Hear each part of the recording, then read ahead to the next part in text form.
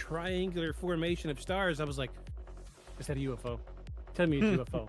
Move. I'm like, move. I was like, the one time I don't have my phone on me. No. And I watch, and I'm squinting, I'm like, no, they twinkled. That's a star. All right, poop. Let's go. Poop already. Back to watching the dog run around. But yeah, I often look up, especially since we started the podcast. But here in the Eastern Shore, like I know the population density that you have over there. You are very, very, very landlocked, as opposed to me. A half mile this way is the ocean. Well, bay side of the ocean, but still, you're not going to get any light pollution. I couldn't tell you off the top of my head how many people live in town, but it's not many. My town is so small that off at a distance, you will not see the light from my town when you're approaching it in the middle of the night. But, anywho, I look up a lot, but pushing the point forward was you don't often look up because you're in the city and you know there's nothing to look at. I think they know how hard it is to replace a planet. Yeah. So, you know, Absolutely, they're like, hey, guys, maybe chill a little. You don't have another one. X-nay with the nuclear nay. Yeah, we have lots of planets. You guys don't have another planet. You should chill out. Yeah. Chill out with the nuclear We can just stuff. leave. You guys can't. Yeah. Yeah, you can. And we're not and you're not getting on our ship.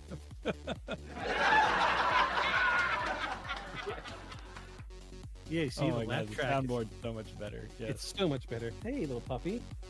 Oh, who's coming to join us? Got a tiny basil. Hello. Oh, okay. He's come to see the internet. Hello, internet.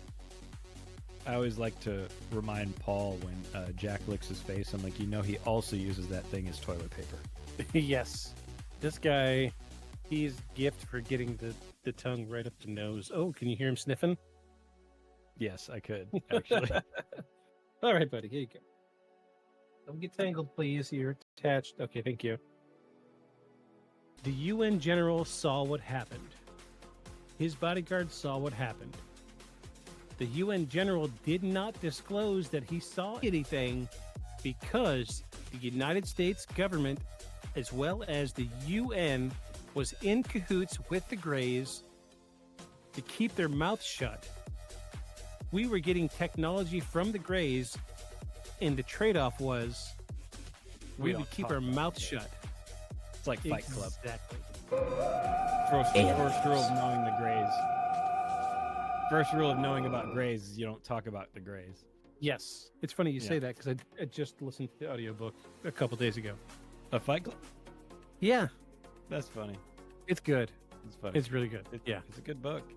It's great. I love Chuck Palahniuk. I've listened to all of his books. He's like, but nobody's gonna want it because in the end you're destroying an entire industry. So you're asking that industry to fund the thing that's gonna destroy them. I was like, oh, yeah. So after 2 years of that, I dumped that degree and moved into fine arts. That's how I became an artist. And now you're a podcaster. Yes. So yeah, I wanted to be a doctor. I wanted to be a researcher and a doctor. That was chemistry was my thing. Chemistry and pharmacology was my thing. Still a huge amount of interest in it. Yeah, surprise. So I took it up as a hobby instead.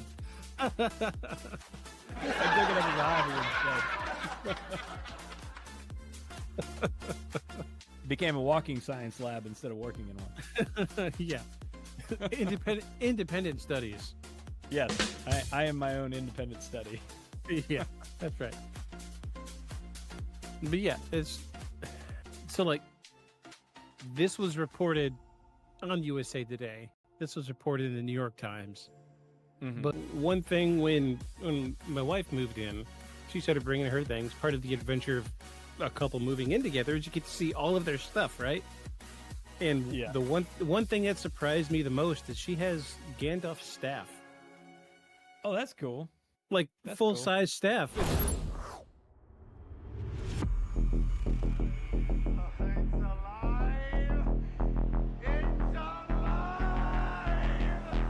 creature like that, how would it ever die? And this monster starts running right at me. Annihilated by nuclear bombs.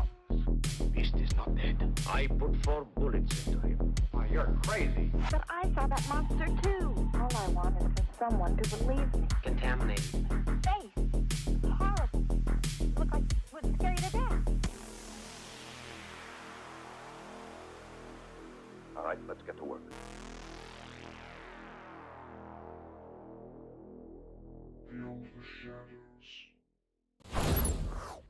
And she was like, "Oh no, honey, don't do that. That dog's working." Yeah. I was like, "Thank you, Yeah. thank you. Yes, he's working. Thank you." Yes. That's precisely what you wanted, right? That's exactly what I was going for. Yeah, I didn't want to have to put like big like red "Do Not Pet" signs on him. Like, Yeah. yeah, Like an actual, like a service animal vest. yeah, because You it know. looks dorky, and I don't want to advertise that I need a service animal. You know, Yeah. that's like somebody asked me once when I brought him into a coffee shop. They're like, "Is he a service animal?" I was like, "Well, first of all, you're not supposed to ask people who need service animals whether or not they have a service animal. First of all, Yeah. that's like asking somebody, "Is that a real wheelchair?" Like, you're not, you're not supposed to do that. Just like you can't, people can't ask you what kind of medications you're taking and stuff like that. But I told the lady, I was like, "Okay, so here's the thing. I don't have a big blue and yellow vest on him because, like, if you were missing your leg, would you want to have to wear a sign that says I only have one leg?" Yeah. She's like, "Well, no." I was like, "Okay, so when I have to put a service vest on him, if I just walk around with him on the street on his leash, then he's just my dog. I'm not advertising to everybody that walks by that I have, that I have a problem, right? So when I come in with him and you see how he behaves and you see that he follows, hand commands and I don't say anything out loud, I mean, can you not just maybe assume, he's on the job?" Mhm. So she was like, "Oh." I was like, "Yeah, I mean, I don't wear it because it's not like I don't want to just have to put it on him just before I bring him in here, and I don't want to walk Yeah. around with him with the service dog vest on. I just don't like it." Yeah, I get it. Yeah, I get you. Yeah. I get Be nice to I people get it. with dogs.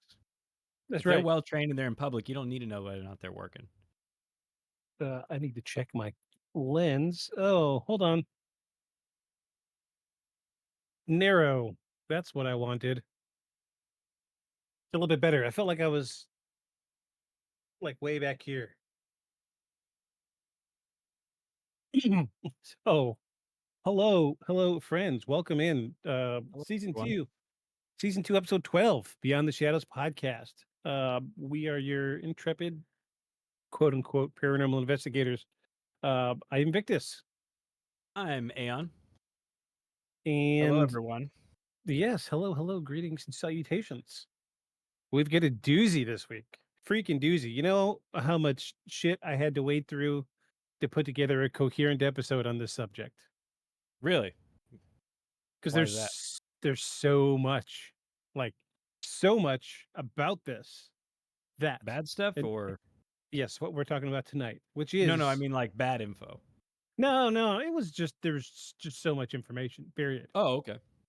Um, like used, I started off with my normal script writing methods, and it just overwhelmed me. And like I said, give me a 4-page breakdown. Hit me with the highlights, and it gave me 11 pages. Oh, So I was like, well, can't do that. at least there's stuff to find. Geez, there's so many. And I was like, cool, let me get some pictures together for the episode. And there's so many pictures because there's hundreds of these glyphs in the desert, Mm-hmm. and they're constantly finding new ones. Like there's like, I think I looked them up maybe a year ago, um, from an episode of Ancient Aliens I watched. And from the time a year ago when I looked it up to this week when I did my research, they've discovered more. Well, it is a heavily looked into thing. Partly because they can't be ignored because of their size, Right. right? And global surveying is much better than it was. So you don't Correct. just have to fly over with a plane and have the limit of because it's already out in the middle of nowhere. Right. So by the time you fly there, and then you have your time to like circuit around, right? It's not the Mhm. most efficient way to do a survey, but now we have, you know, the full globe is covered by photography satellite. You know, we Yeah. have it on you have it on your phone. So everybody can look. Yeah, so I will say I do have a bunch of pictures tonight. Good. I honestly got tired of clicking, download, move it to the folder, download, move it to the folder. Um, so we might just at some point just pull up Chrome and just thumb through them and see what's going on because there's so many. I had a hard time choosing, but I will say there's a lot of the photos. When you look at them, you're like, oh well, this isn't real. These aren't the real Nazca lines because these are solid lines. You know what people did was, is they're finding like the faint impressions of what's left of the designs, and somebody's gone through and drawn over them. So a lot of them are Okay. they're gonna look fake, but it's because almost every single one out there has been superimposed with the drawing, so you can see what's actually there. We Okay. That makes do have a sense. do have a couple that are stock photos that have no editing to them. Okay. Yeah, I So think the most compelling stuff that I saw were some of the flyovers that some of the TV shows have yeah, done. You know, because they're not edited in those. They're right, just flying over them. But I'm sure we'll hit some of the ones that they always cover because they're some of the easiest to see without yeah, editing, and therefore ended up being the most famous. yeah. You're gonna see a lot of the stuff that was probably in history books when we were in kids, or when Yeah, we were in school. We were yeah. kid when we were in kids. Yes, that's what When I we said. were still in kids. Yes. God I'm damn sorry. I may or may not be tired this evening. it. It's been a long work week, man. Very long work week. Trying to get pumped here. Get pumped. Get yeah, Energy, energy.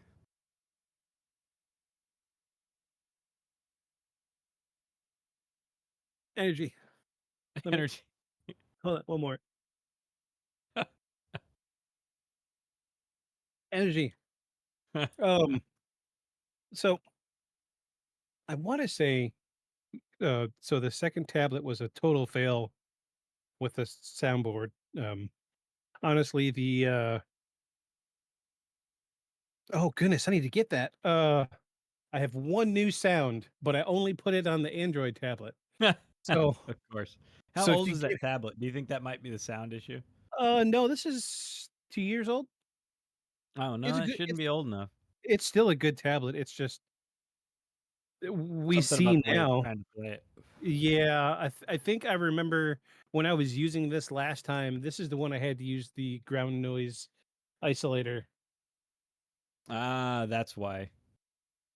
and I am not about to go dig through my freaking Your piles wire of bins. cabinets back here. Yeah, um, I was gonna say, does it, anybody else just have a box of cables out there? I I have I, I know I have several. Yeah. Just boxes of cables. Yes. Yeah. all And other cables. cables that you haven't had anything that use that in a long time, but you're like, but Yeah. if I'm, I need it, I'm gonna be really mad because you can't buy it anymore. oh gosh. Oh gosh.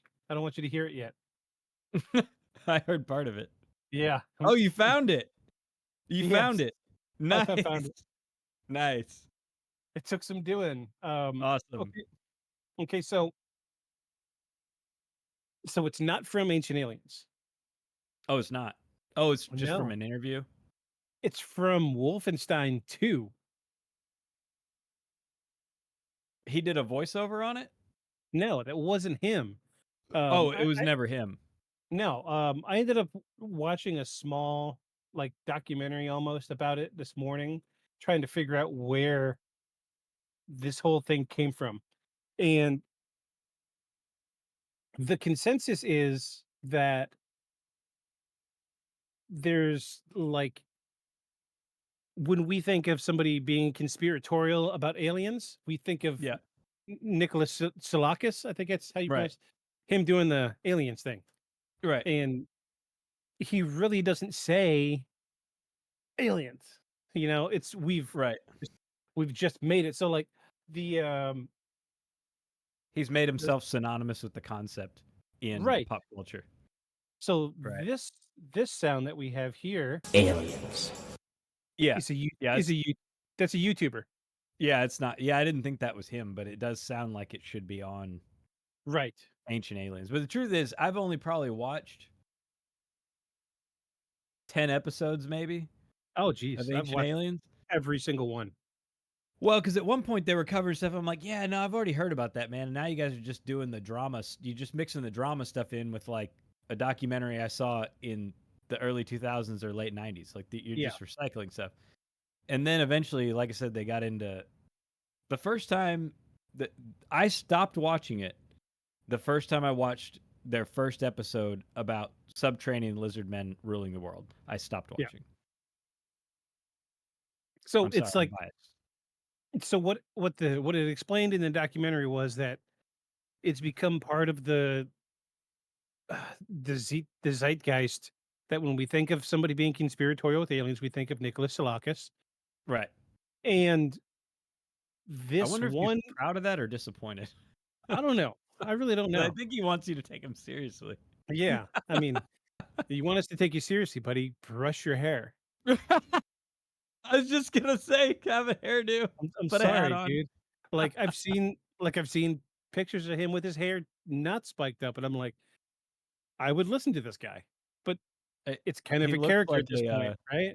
yeah, yeah. He looks like he makes me think of like someone the Simpsons would have had on as like the alien guy, and of course his hair would have to be Yeah, just 'cause like he's how crazy. stereotypical the scientist guy is, doctor or Yeah, whatever. yeah. Yeah, Think of Doc from Back to the Future. yeah, yeah. Or comic book guy, like Yeah, they always go way over the top. hello. I was just saying, it's like a Babylator. Right, right. Push his glasses It on. hooks to the flavin. Yeah. My Laban. So we have become we hear conspiracy, we hear aliens, we think of aliens, we think of that guy. So Right. we formed an idea about this person, about this character, and that's why we think of. I'm not saying it's aliens was him. I don't know how the association from a quote from Wolfenstein 2 made its way to Ancient Aliens, but it is a good quote. And are you ready to hear it? It's got a curse word in it, but I edited it elegantly. Elegantly. Yes. Okay. You ready? Ready? Yeah. I'm not saying it's space aliens, right? But it goes without saying it's fucking space aliens. That's good. So that's the quote. Yeah. Thank you. I'm not saying it's space aliens, right? But it goes without saying it's fucking space aliens. Yeah. That's good. I like Yeah. that. So there you go. But that's yep. That's all I got. Nothing else. Just that one new sound. See, because now I'm running out of room on the soundboard. The screen is 4 sounds away from being full, and I'm like half scrolled up between 2 rows. So I got like a half of a row at the top and a half of the row at the bottom. And I do not want to pay for the premium version of this soundboard because it's a monthly fee as opposed to the other one was just a couple dollars, and you get it. Yeah, Everything's a subscription. I know it's ridiculous. A soundboard that I did all the work on is a subscription.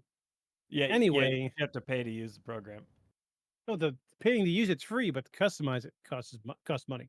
So to get more than 24 sounds and to edit the size of the buttons, I need a premium subscription.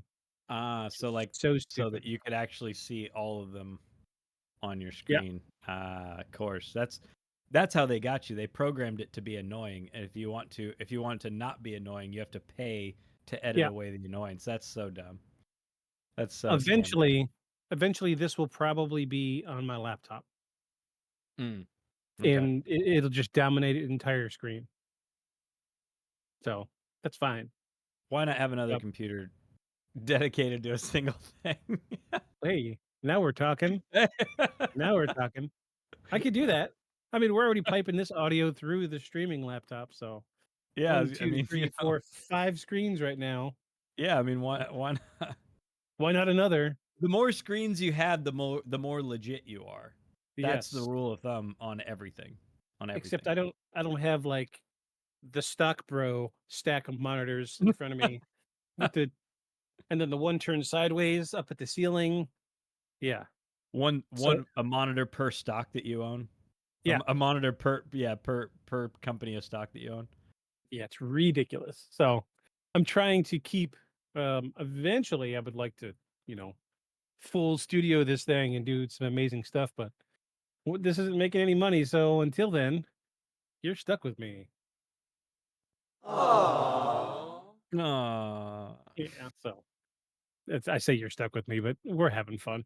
So, are you ready? Yeah, let's do it. Let's do it.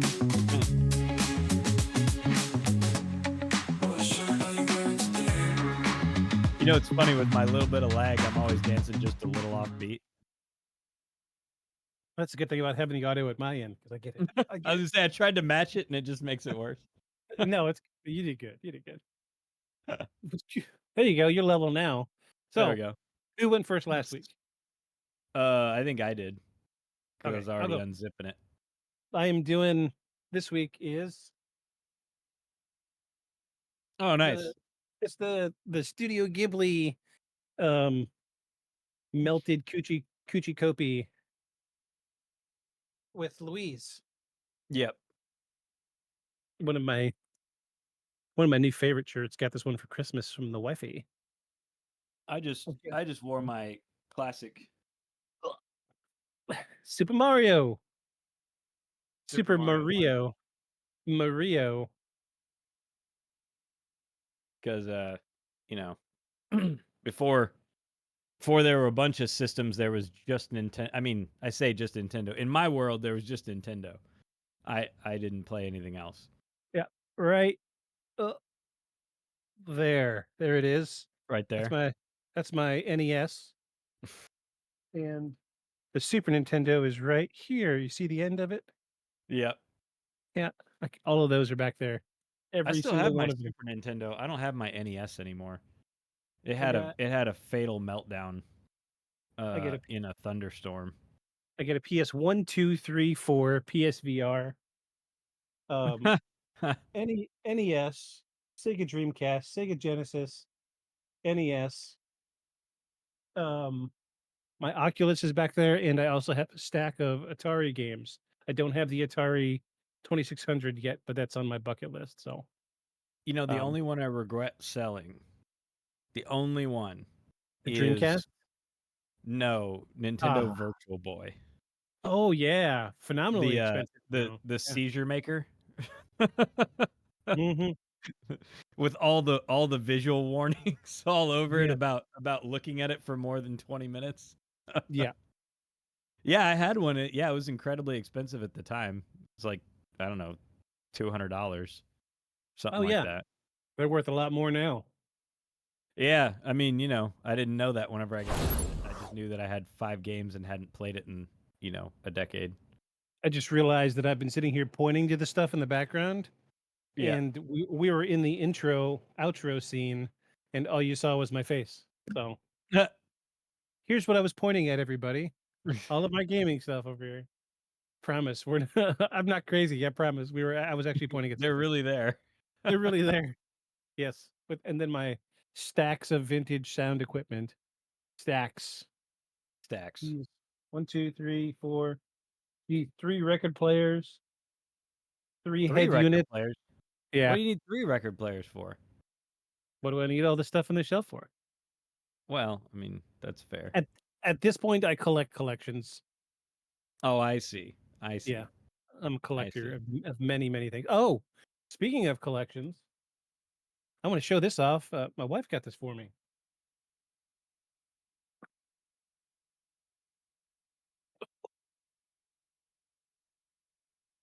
Oh, no way. Way. Is that original? Yes. No. Holy crap. Hey, you want to watch something disturbing? Oh no. You want to Does it watch have to something do disturbing? does it have to do with the Long, Ewoks? it does. Long before Star Wars Clone Wars animation in the era in which the first 3 Star Wars movies came out, 4, 5, and 6, for all of Yes. you that don't know. There was a hand-drawn animated cartoon. Yes, I saw it. It is awful. Very awful. It's You think awful. you think that's bad? You should see the original Christmas special. They made a Christmas special? Oh, that's bad. Ugh. And the worst thing about it was in between 4 and 5, and they couldn't afford to hire any of the actors from 4. So it's just a bunch of people that don't look anything Oh. like the actual, and it's like it's not so much a Christmas special, but like a play that somebody made and was just branded as Star Wars, and it is bad. Bad. Poor George Lucas. I know. I just wonder what was going through his mind at the time. Like, did he license it, or was it just like a throw-in from from getting the first movie put out? And he was like, "Crap, I didn't see that in the contract. Dang it!" Okay, so bear with me. I I got just a George I just see him watching it on TV, drinking bourbon, being like, "God damn it!" rubbing his face, Yeah, rubbing his face vigorously. just yeah, it's just like, ugh. No Why do one's I ever do gonna take this seriously. It was bad. It was really bad. You know what'll Yeah. make it seem serious? Ewoks. Ewoks. Everyone would take us seriously then, yeah. But And then no, and then she people thought Ewoks were funny. He's like, I have it. Jar Jar Binks. yes. And he thought he regretted the Christmas special. Right. And what's worse is everybody knows that Jar Jar Binks was his idea. Yes. That's the worst part. He wrote it in there before those movies were ever made. I think originally he had a much better design. I don't think he was originally designed to be stupid. You know what I mean? I think Yeah, I mean, he was meant to be clumsy, but not stupid. yeah, because he's supposed to be like the all luck hero, right? Right. Like he always gets by on like dumb luck, but I don't think that he meant make Jar Jar Binks dumb. He just meant give him dumb luck. Don't make him an idiot. Yeah. Yeah, somebody Make took him the hapless. Yeah, somebody took the character description a little too literal. Oh, It's so dumb. dumb and lucky? I got the dumb Got part it. down. They got it Got all it. right. Yeah. So she was my wife was out of town for some work stuff, and she stopped and was at like a swap meet or something like that, and she took a picture, sent it to me, and I was like, "Where did you find this?" And she said, $20. I said, "Do you need me to send you money right now? Because I will." And she'd already bought me a bunch of stuff. Bless her soul, bless her heart. She knows I'm obsessed with collecting at this point. Um, got me a whole stack of Tokidoki uh Overwatch sketchbooks or journals. So Journals. yeah, so you know what Tokidoki is? Let's go down this rabbit hole. So Tokidoki became very, very popular for a kind of limited time. They're still a little popular, but they make these little figurines, little cutie things. Um, like they're just figurines. They're like these were Funko Pops before Funko Pops were Funko Pops. Okay. So little collectibles, things like this. Okay. And you know they would branch out and did like different brandings. So like collabs, like here's some Hello Kitty Tokidoki stuff. Okay. Um, look, here's the Overwatch stuff. 2016 discontinued in 2019. Let me show you this stack of books she found for me.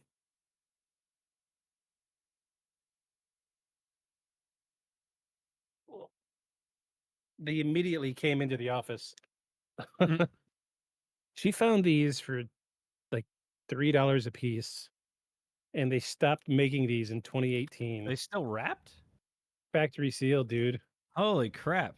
And All I mean, right. they're cool. They're cool. Got little cool designs and stuff on them.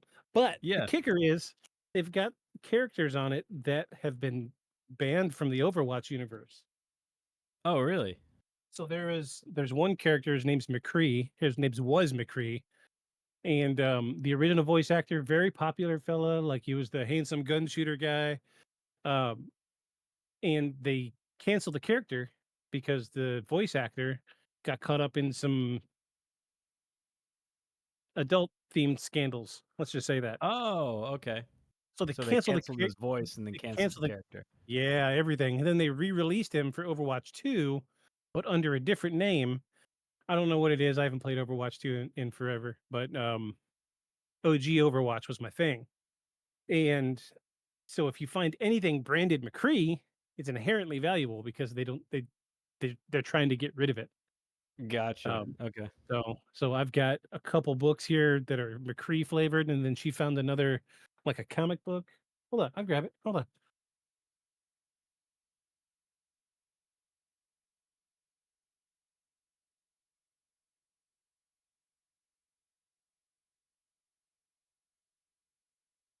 So these are cool. I didn't even know they made these. So it's like a comic book with a Tokidoki from characters. So that's Torbjorn. This was my character. This is who I played as. But here is a McCree character with the McCree comic book. Oh, nice. And I was Huh. she just kept sending me pictures, Overwatch stuff. And she got home, I just gave her $100 bill. I was like, here's the money I owe you. Because it was so much stuff. And I'm sorry, but you'll never find sealed stuff like this. Mm-mm. No, No, because that's cool. when Overwatch 2 came out, they killed everything with the original Overwatch branding. Everything. Mm-hmm. Yeah, of Because course. they even killed the original Overwatch servers. You can if you still have Overwatch installed in your machine, it'll load Overwatch 2. I see. So everything Overwatch original OG Overwatch is an inherently valuable now. So Hmm. the books, um I found somebody selling a set of 6 on eBay for almost $100. Well, I've got 8, so factory sealed. Hey, yeah. I'll Hmm. give him another 20 years and maybe it'll be worth 10 times that much. Maybe. But anyway, this is my obsession. This is my life. I see.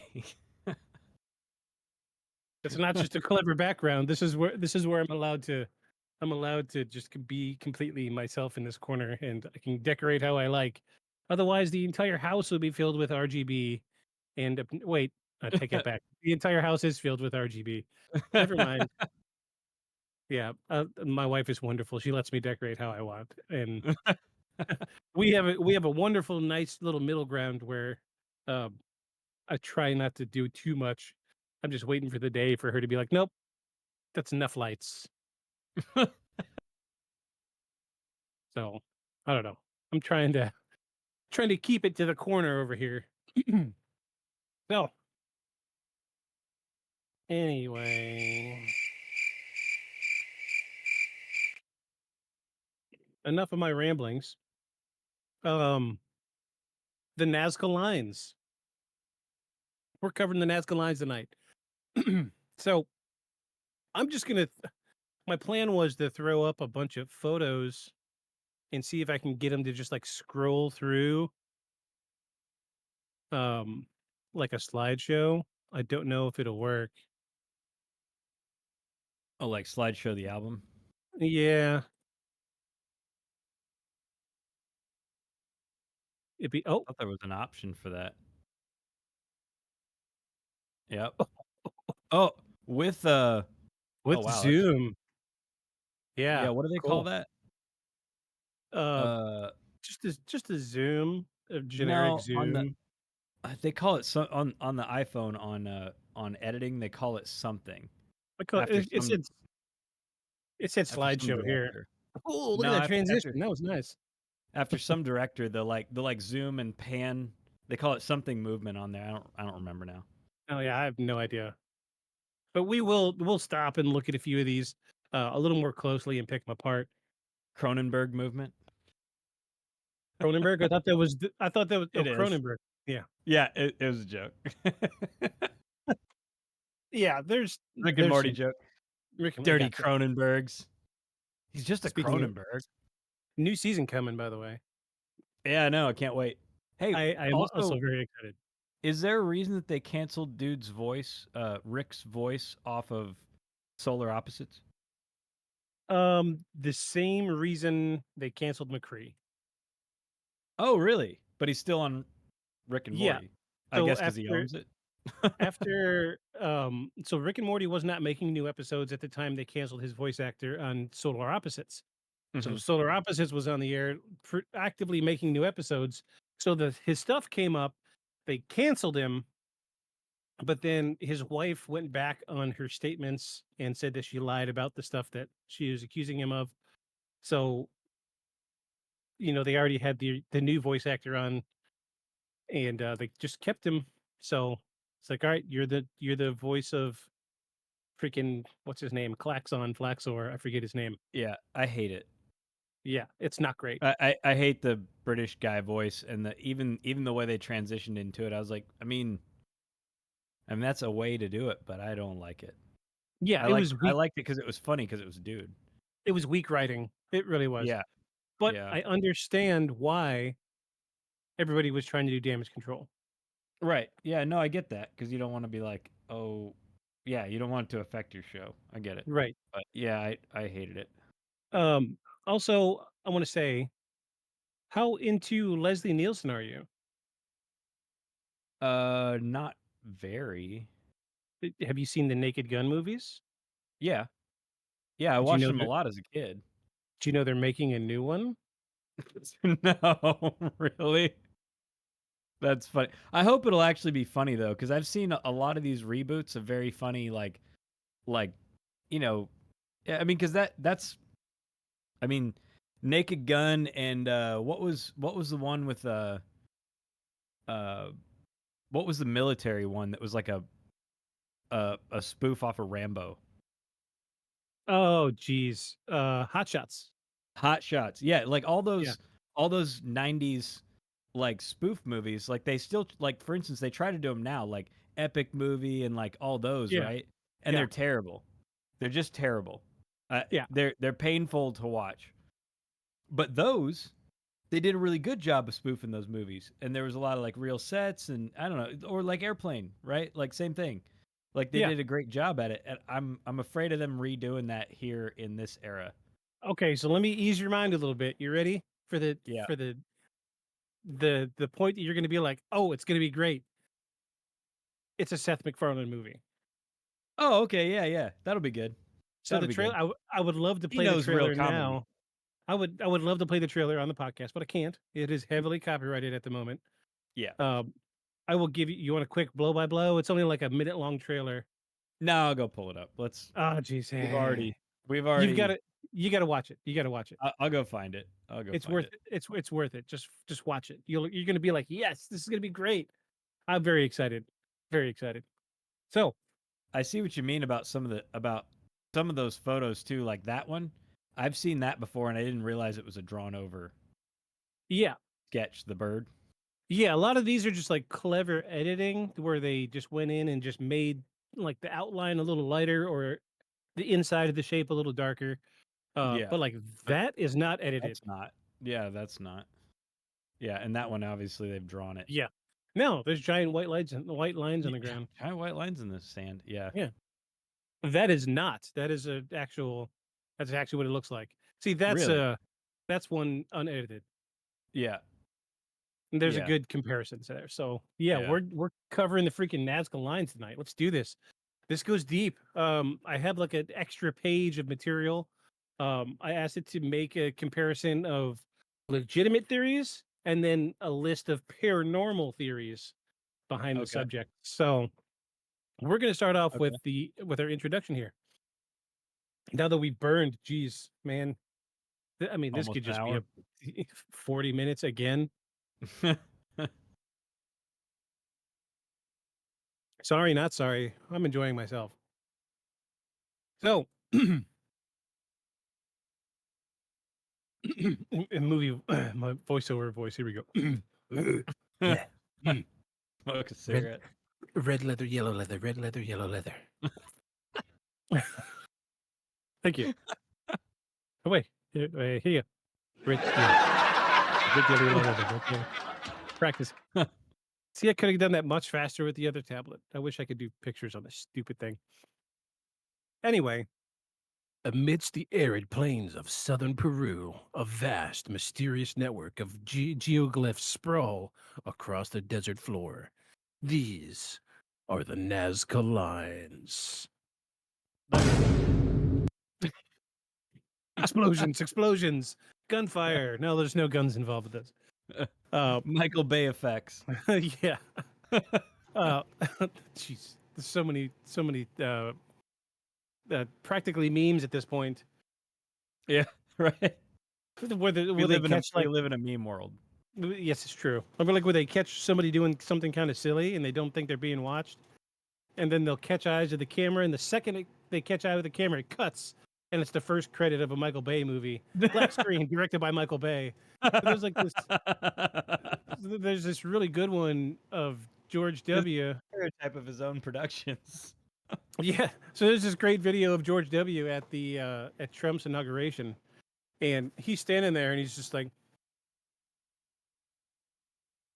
making these little faces like he's trying not to poop, or he has pooped and he's trying to manage it. And then he looks over and he catches the camera, and right as he makes eye contact, screen goes black. It's just directed by Michael Bay. Also, you skimmed right over it, trying to manage it. How do you manage it? Like, do you clench and hold it in place? Do you let it slide? I mean, I can't breathe. Oh my god. Oh my god. Directed or do you like act like you got a quick itch, tuck your underwear?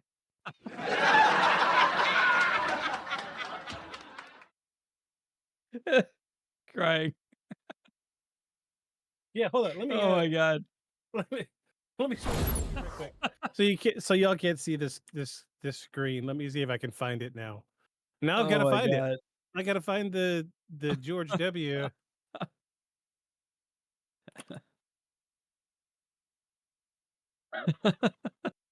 I'm just there was so much packed into that statement. Oh gosh, here it is. I think this is it.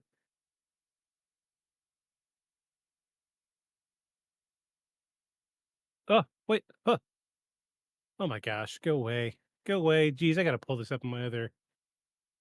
Wow, my screen's doing some funny stuff. I think it's because this thing is running. Pause. Wow, could do so much stuff to do anything. I mean, it's just George 5 screens, W. bro. Oh, geez, tell me about it. It's just 5 screens in a live production. Get your shit together. I'm trying.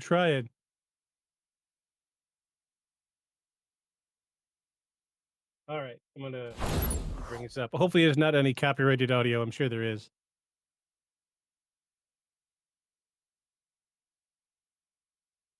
Huh? What are you doing? What? You want to refresh that? Oh no. Do you still hear me? Yeah, I can hear you. Okay. I don't know what it's doing. Oh. He blinked for a second. Yeah, TikTok does not like running on desktop, does it? No. Okay, well, we'll have to do it. We'll have to show you another time. It's really funny. So that one was so that was the clip, but he's like looking around, and the caption said, "When you eat way too many edibles, but you still have a public appearance to make," and he's just. I think I've seen the video. Yeah. But yeah, it's really good. You would love it. Just Google George W. Bush Michael Bay video. That's what I did, and it's fun. It's good fun. So, anyway, one of the world's largest and most enigmatic archaeological wonders of the world. First discovered in the early 20th century, these immense drawings of animals, geometric shapes, and straight lines have puzzled scientists, archaeologists, and travelers alike. How were they made? What purpose did they serve? Were they religious symbols, astronomical markers, or messages to the gods, or even extraterrestrials? Despite decades of study Many aspects of the Nazca Lines remain a mystery, fueling endless fascination and debate. This essay explores the history, characteristics, theories, and ongoing investigations surrounding Nazca Lines, including both scholarly and paranormal interpretations. So it says essay because that's the best way to collate the information for a podcast is to tell it to write me an essay. What's my vibration? Oh, my phone. So some historical background was that the Nazca Lines are located in the Nazca Desert, a high arid plateau stretching over 50 miles between the towns of Nazca and Palpa in South Peru. Um, the local people were likely always aware of the lines. They came to global attention in the 1920s and 30s, particularly after commercial air travel began over the region. In 1927, Peruvian archaeologist Torbio Meja Zespi. I don't. That's a new one to me. This dude's last name starts with the letter X. Made the first academic discovery of the lines while hiking through the hills. Later presenting his findings at a conference in Lima in 1939. From the ground, the geoglyphs were nearly imperceptible, but from the air, they formed stunning images: giant bird spiders, monkeys, trees, and various abstract shapes. Uh, they were created from what they believe by the Nazca culture, a pre-Incan civilization that flourished between approximately 200 BC and 600 CE. Um, by removing the reddish brown iron oxide coated pebbles that covered the desert surface and exposing the light colored earth beneath, the Nazca people created lines and designs that endured for centuries. The stable, dry climate, lack of wind, and the area preserved the lines remarkably well. Radiocarbon dating and archaeological excavations confirmed the Nazca's. Bless you, by the way. That was a sneeze, yes? No, it was clearing my throat. I Oh, sniffed and that cleared my throat. It's it's that time of the season that you'll remember where everything's coated in yellow around yep. here. Yeah, My it's little that my little season. blue car is green outside right now. Yeah, yeah, it's that. Uh, so ultimately, they're giving the Nazca culture uh the the credit for building these. So they're not Because they were active at the same time as when they believe that these were created. right. Uh, I just want this to set in for you. So we know the Americas are 200 plus years old, but like 250, 225 You right now. mean you mean the country? Yes. Yes, us 1887. as a country. Yes, This, I believe the Americas are older, but yes. yeah, 200 BE or BC to 600 CE, 800 years, this culture's thrived. hmm Makes So sense. what, three times longer than America's been a country? I mean, hell, the Egyptians are at least the folks that we like ancient Egyptians, right? Folks that built Yeah. monuments and so on. It was over 3,000 years. Mm-hmm. It's a dynasty that lasted over 3,000 years. I mean, you have old, middle, and new dynasty, but still, Right. it was an unbroken chain for like 3,000 years. Just Yeah. ridiculous. Um, just wild to me because we never really put it into um what's the word I'm looking for? We don't ever put it into like aspect of how long we've been a country Right. compared to how long these civilizations they've came, peaked, crashed, disappeared in, and we've not even what does that tell you about the country? Where are we going? 600 years. So we're about halfway through and It's amazing what information transfer rate will do to a culture. oh, right. So, um so yeah, like they said, these aren't lines like we are thinking about lines. So what it is they've got rust colored desert, so it's a red desert like you see in this picture here, and all they're doing is moving the rocks away and exposing the white desert ground beneath. And that's all it is. And I can't even imagine how long it took to make one of these designs. I think there's Yeah, a let few of alone them that giant runway. that stretches miles and miles, dead And perfectly straight lines. it's got to be super wide. I mean, Yeah. really wide. Yeah, like how long do you think it took them to Clear all that. Yeah. Yeah. Look at Yeah, that. I mean, Yeah.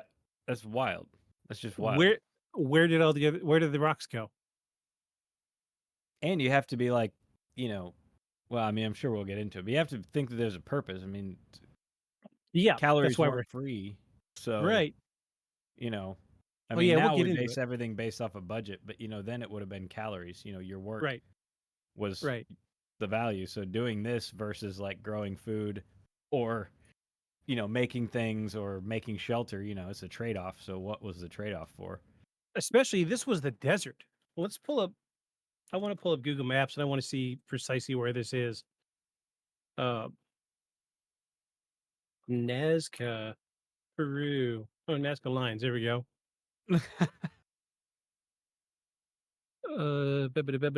Let's do satellite. There we go. Yeah, nothing in this Yeah. area. And it's in Hundreds of Peru? miles. Yes. Oh, okay. Hmm. And you can see some of the lines even. Yeah. Yeah, look, there's even so these lines, I've heard a good reason for these lines, the straight lines that you see here. Uh-huh. Uh, it might come up in research later, but Space cattle. look, They only look at walk all. in straight lines.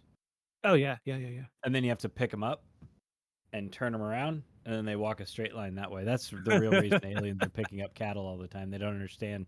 They're trying to engineer cattle that meander. Okay, look, there you go. Whoop.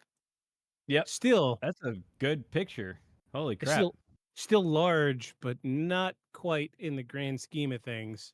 Oh No, gosh, but I mean, look at the it's really runway big. things. Yeah.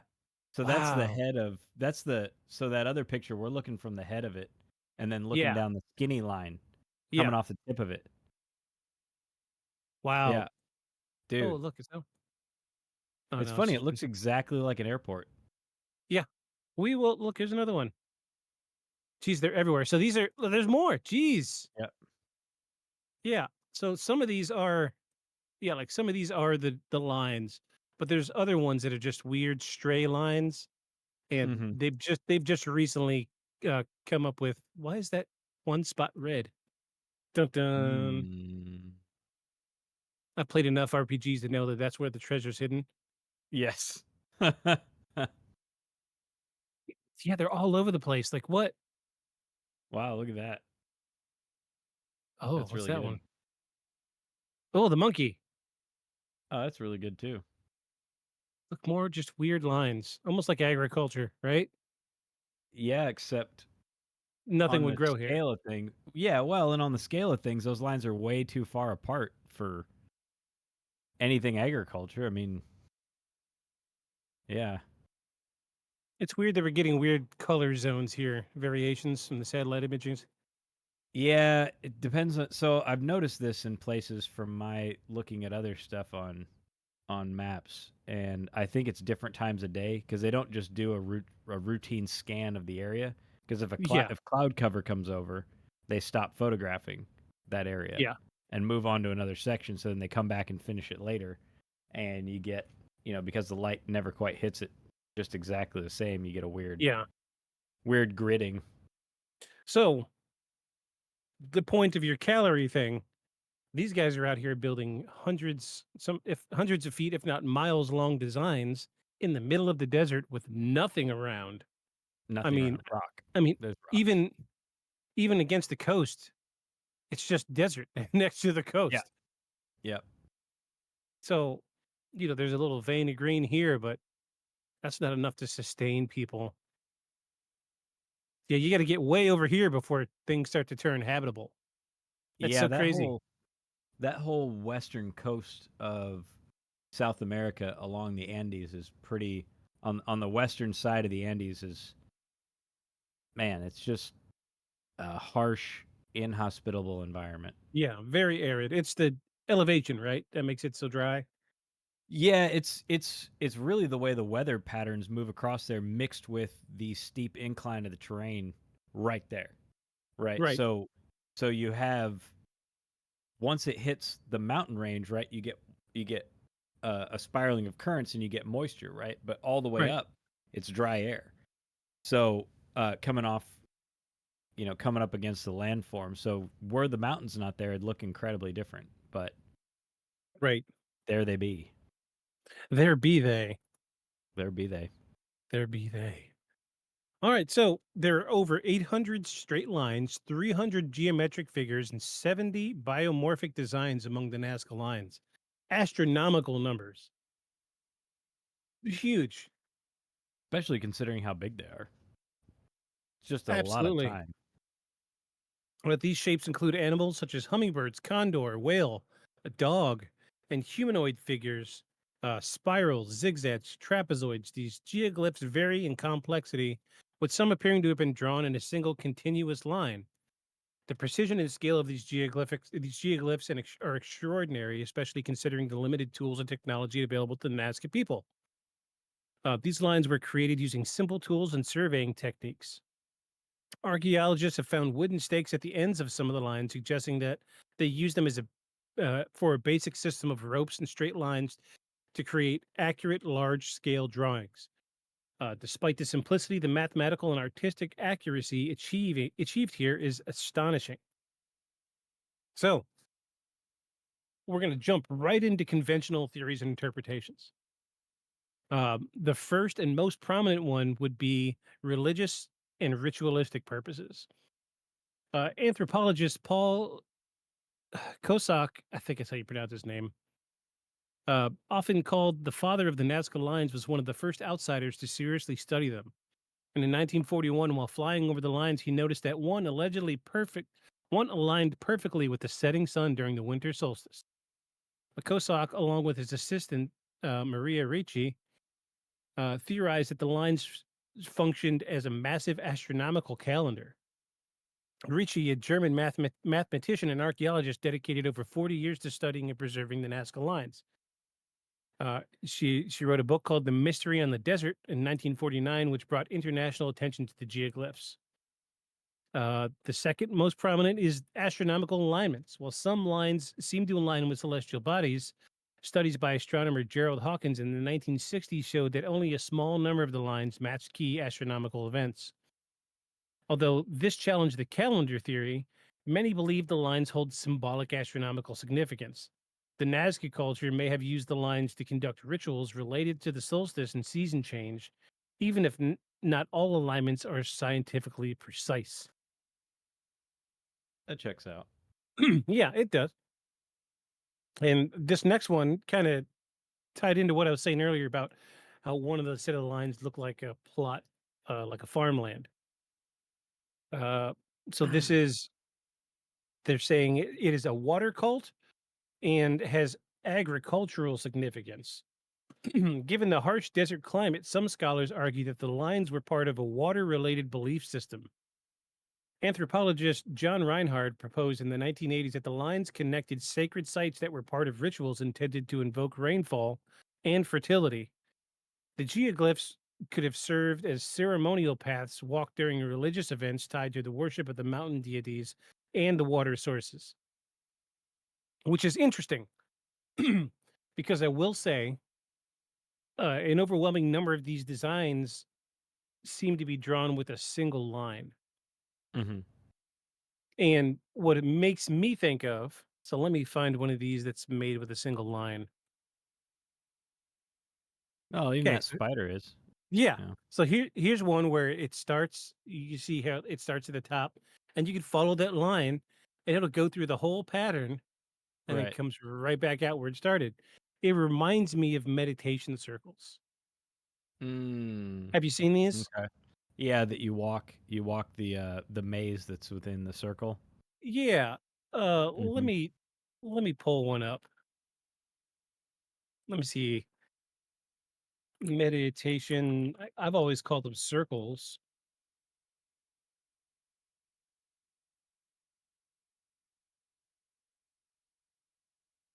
Yeah. Yeah, here we go. Here's what I'm looking for. Yeah. Designs like these. So you'll see a lot of these in like gardens.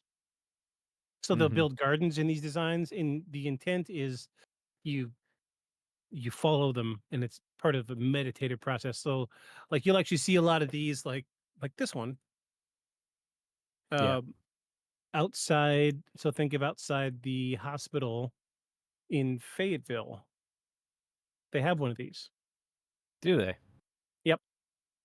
And they Hmm. call it the meditation garden. And there's like a little plaque there. If you read it, it says, "This is a meditation garden.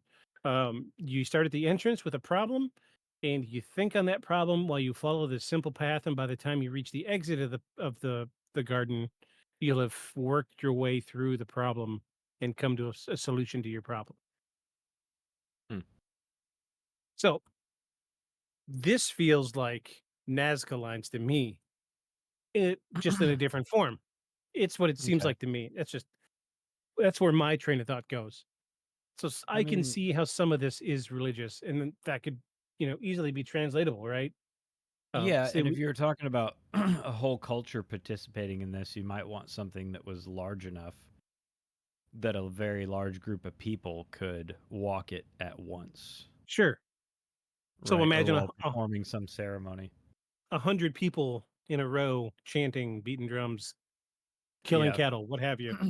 Um, What have you. or yeah, and then there's the runaway. We'll get to that. We'll get to that. Just um, everybody out there ritualistically steaming carrots, you know?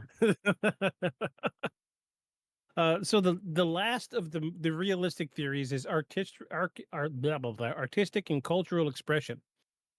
More recent interpretations, such as those of Marcus Rendell, suggest that the lines were symbolic expressions of community, myth, and identity. They have functioned like storytelling tools or spiritual roadmaps. The theory views the lines as complex cultural artifacts, part performance, part landscape art, and part social unifier. So, another thing that kind of ties into Eastern theories is you've seen the Buddhists that do the mandalas, or not the Right. mandalas, the The sand mandala. yeah, yeah. And Yeah. then A couple once grains of they're sand at done, a time. Dump once it. whoop, Yep. once they're done, they just Dump it in the zero river. attachment. Yeah. Yep. And well, now it's they'll dump it into a big bag and then they bag it out Oh, and yeah, sell and it they to give it to tourists. people. Yeah, Yeah. that's right. Yeah, and they used to do one in Indianapolis every year, and there'd be a whole ceremony at the end of it because they did it at a modern art museum, and I think it's the White River Hmm. runs through Indianapolis, and so right out back of the museum, they had a section of the river preserved instead of being a viaduct. Right, it was still the river, and Right. they'd go out there and dump it. They Oh. still do one every year here. They have a school of Tibetan studies here Hmm. at U of A, Yeah. and once a year they still do a big, fairly big. I mean, it's like 3 foot across sand mandala in the library, Oh, cool. That's and they cool. even actually teach you how to do it. They have another one next to where they're doing it, where you can do a couple, try to do a design on it Right. and try to work on it. I remember going and looking at theirs that they were doing, and like you look at pictures of them from above, and you're like, oh wow, like they laid them all out. Like when you look at it up close, like the ridges, some of them are like this high, and then have like layered stuff with more stuff on top of it. So when you look at it at the side, there'll be like temple walls and stuff like that, like on the Yeah. inside. You can't see when you look at it from the top. I'm like, no, no, I'm good. I just want to watch you guys. I'm good. Yeah, This is it's really interesting. So this actually answers a question that I had at the beginning, was where did the rocks go that they moved aside for the big designs? Who's to say they didn't get carried away by believers? ah right. Yeah, that's not a bad idea. And I do see in some cases I do see some ridges Yeah, on the sides of some of these designs. Like like that that one's one. obviously in relief, right? Yeah. They moved some and stacked them up other in other places. And along the, I mean, I'm going to keep calling it a runway because that's what it looks like. Along the runway, there's walls Yeah. running along either side of it. So, So it makes you wonder but yeah, if they might have taken them away with them. like maybe here's a theory for you. Maybe early on they didn't have many believers and this was a ritualistic thing like the sand mandala, Hmm. and they started off with simple designs and only a few people were taking rocks away. And as it grew with popularity, the designs got more complex, more people came, more people carried rocks away. And eventually the empire started to die off. and then the designs become less complex again, less people carrying them away. So we have, you know, an arc of people taking stones away. So we have like primitive early ones that aren't clearly defined up to the really nice ones, and then back down to right before the empire just dissolved. Um, idea. Was this an It's empire? I'm calling it's the Nazca Empire is what we're calling it. Well, I'm saying, I mean, like, so like the Mayas and the Incans, we see like all sorts of networks of roadways and stuff hidden in, Mm, overgrown in the jungle and construction. So we know, and we have a relative idea of the population because the Spaniards came, mhm. right? Saw. Yeah. So I wonder what they think the population of the Nazca were that they could be doing this sort of thing. Well, let's find out. I have a computer in front of me. Oh, no cable. What was the wrong keyboard? This is my life. What was the estimated peak population? Would you say Yeah, try that. They may not know. population of the Nazca people?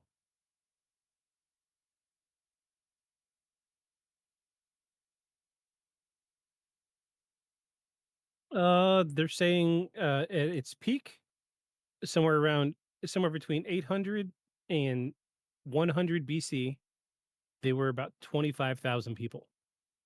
Okay. That's The maximum population estimated to have been around 25,000 people. They lived in small villages, often placed in terrace hillsides near foothill plains. okay. They extended their influence to the Pisco Valley, north of the Kari Valley in the south. And the civilization probably ended due to environmental changes, possibly massive flooding, ironically. Yes. So Yes. That's it's, ironic. yeah, maybe they were water worshippers. Oh, they worshipped a little too much. Yeah, too many lines. Too many lines. Too many doodles in the desert. Did it too well. Yeah. I'm sorry, you prayed too hard. You have to die now. You have to die now. You have to die. Man, Mark, you sure to play me guitar, man. It's too bad you have to You have to die. Huh? die. Yeah. Was it Empire Records? I think so. Yeah, he's Yeah. tripping.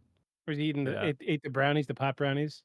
Yeah. And he's playing with guar. You have to die. Yeah, it's Guar. Yeah, it's Guar on the Yeah. TV. Yeah. Yeah. Yeah. Yeah, that's right. Yeah. I forgot about Man, Mark, you sure to play mean guitar, man. He's like, yeah, it's too bad you have to die. Huh? that. What? And then the big maggot comes from backstage and swallows him. Ooh. Yeah, those were good times. Empire Records. I haven't watched that one in a long time. Jeez. Probably because it came out a long time ago. Mm-hmm. Yeah, don't remind me. It's probably because we're old. Because we are old, yeah. So now we've come to We're- my favorite part.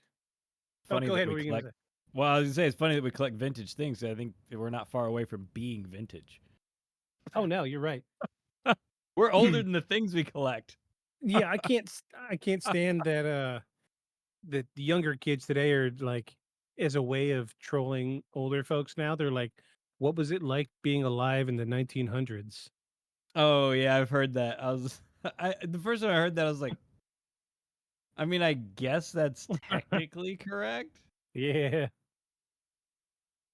Be like, Ah. what's it like getting a panic attack without your phone? Oh my gosh, right? That's my question to them. What's it like knowing you would break down if you didn't have your smartphone? I say as I touch my phone. I mean, we're all dependent on them, but I'm just saying, I do still have skills from before I had them, and I do know Yeah. how to Yeah. function without one. But for a generation that grew up and literally had them when they were 5 because their parents put their iPad, to keep their kids quiet in the back seat, I'm like, I mean, just think for a minute. Just think about your day without an iPad. Yeah. I can see you twitching already. How's Like- that feel? Like I can, like one of the guys at work gets on to me. He's like, "You're always looking at your phone." I was like, "Yeah, because my wife and I message all day." He's like, "Well, you're at work. You need to be on your phone." I was like, "Look, if my wife messages me, I'm going to look at my phone. You can get mad all you want. That's my wife. I love my I wife, unlike you, sir.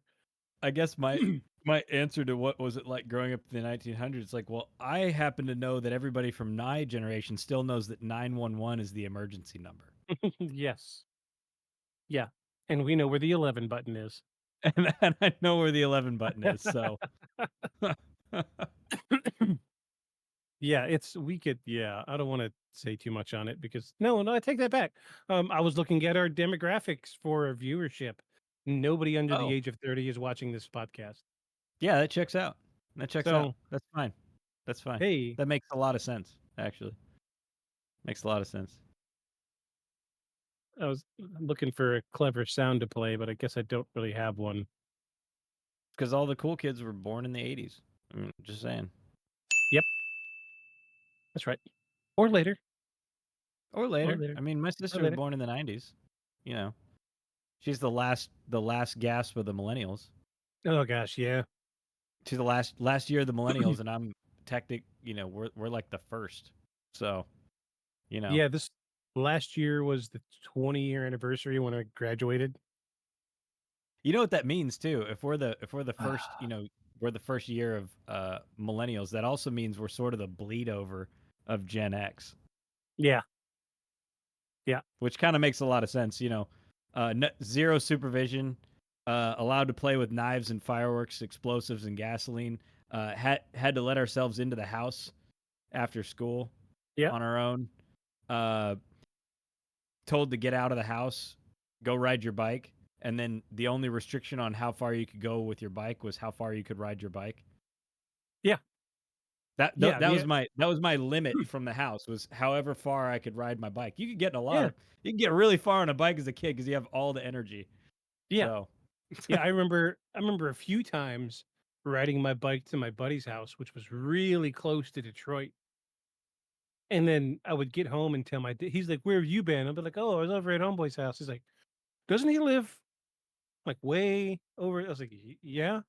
So, determination uh, and two wheels do a lot. yeah, I had like two friends growing up, so it was either sit here alone and listen to the radio and make mixtapes, or go to one or two friends' house. So I both of remember them were way away. pre-teenager, a buddy of mine, our favorite game was Let's Go Play with Gasoline. Like, that was literally a game. Yeah, that was a thing that we did in the woods. Let's go play. Grab your dad's weed eater gas can, Yeah. or, Yeah, or it all was the other things you can do with CO2 containers besides put them in the pellet gun. yeah. Yeah, I remember finding a lot of those when I was a kid. There was a bunch of, like, parks that they were so large that when you were in the park, you never saw anybody, Mm. but you would go and there were, like, telltale signs of people that had been there, and there was this one park, there were always empty CO2 cartridges, like, around a baseball field. Were they CO2 cartridges? Pretty sure. Are you sure they weren't Whip It cartridges? It was the '90s, man, it's hard to Because we say. had piles of Whip It cartridges later. Oh, well, it might have been, I I, don't know, but there it was a party at my house one time. A buddy of mine figured out that instead of going to the head shop to buy nitrous in the little containers by like a 20-pack thing, he found a Chinese distributor on eBay that would sell you a pallet at a time. oh gosh. A pallet. This deep, 2 foot Oh, deep, pallet size for like oh, a no. grand. For like a grand, which was worked out to like less than 2 cents a cartridge. Yeah. Yeah. Uh so he was like, "Hey man, I got a bunch of these left." So he would throw parties where he'd charge you like, you come to the party and you can buy like a box at the party, like the little 20-pack box for like half the price of what they were at the head shop. Yeah. And then we had these the gourmet whipped cream canister, but you Yeah, just fill it the up with 4 the tr crackers, and then the you have a trigger little thing. trigger operated NOS can, right? So he came over with his truck, because that's what he had the pallet moved onto at the shipping depot, and then he didn't have any way to get it off. So he just rolled around with the thing on the back of his truck, and he came over, and he was just like, whatever, have at it. And so in the morning, there was more silver than not in Oh, the geez. house. Yeah, No, every surface. Every surface. I don't think it was nitrous, honestly. Um, because like me and my buddies, we'd be riding our bikes around and we'd see them, and there'd be like maybe 20 on the ground. Just seemed weird. I don't know. I mean, Then the flip side of that coin is, what's a great place to get high, but in a park in the middle of the night. a lot of people do it. That close to Detroit, the cops did not patrol the parks. Yeah, No. see, there you go. Yeah. I guess it's better Also- than Metro Indianapolis, where you just find 20 rigs laying around Oh, in jeez. an alleyway. Yeah. You didn't see any of that where I was at. Strangely enough, Use Didn't- Band-Aids and dirt and rusty rigs. I got you. I got Nah. everything you need. gross. Q-tips, Band-Aids, and rusty rigs. Get him here. Get him here. So, are you ready to get into the paranormal aspect of the Nazca Lines? Yes, I think this is why we've really come. this is why we came. We had to get the other part out of the way. Yeah, we had, for the sake of transparency, we had to cover the scientific part. We got to And be as that one objective as dude's gonna be possible. like, "What about the people doing it?" Yeah, we know. Yeah, people did it. We know. People did use their hands and do it. It's not the point. We're going to get to the paranormal roots of this. So, the first is the one that you were probably expecting, and it is titled "The Ancient Astronaut Theory." Ancient astronaut theorists propose. No.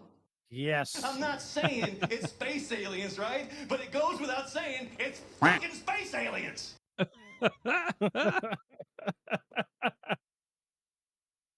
It's a good one. See, that That's a good plays one. that works so well on the podcast now.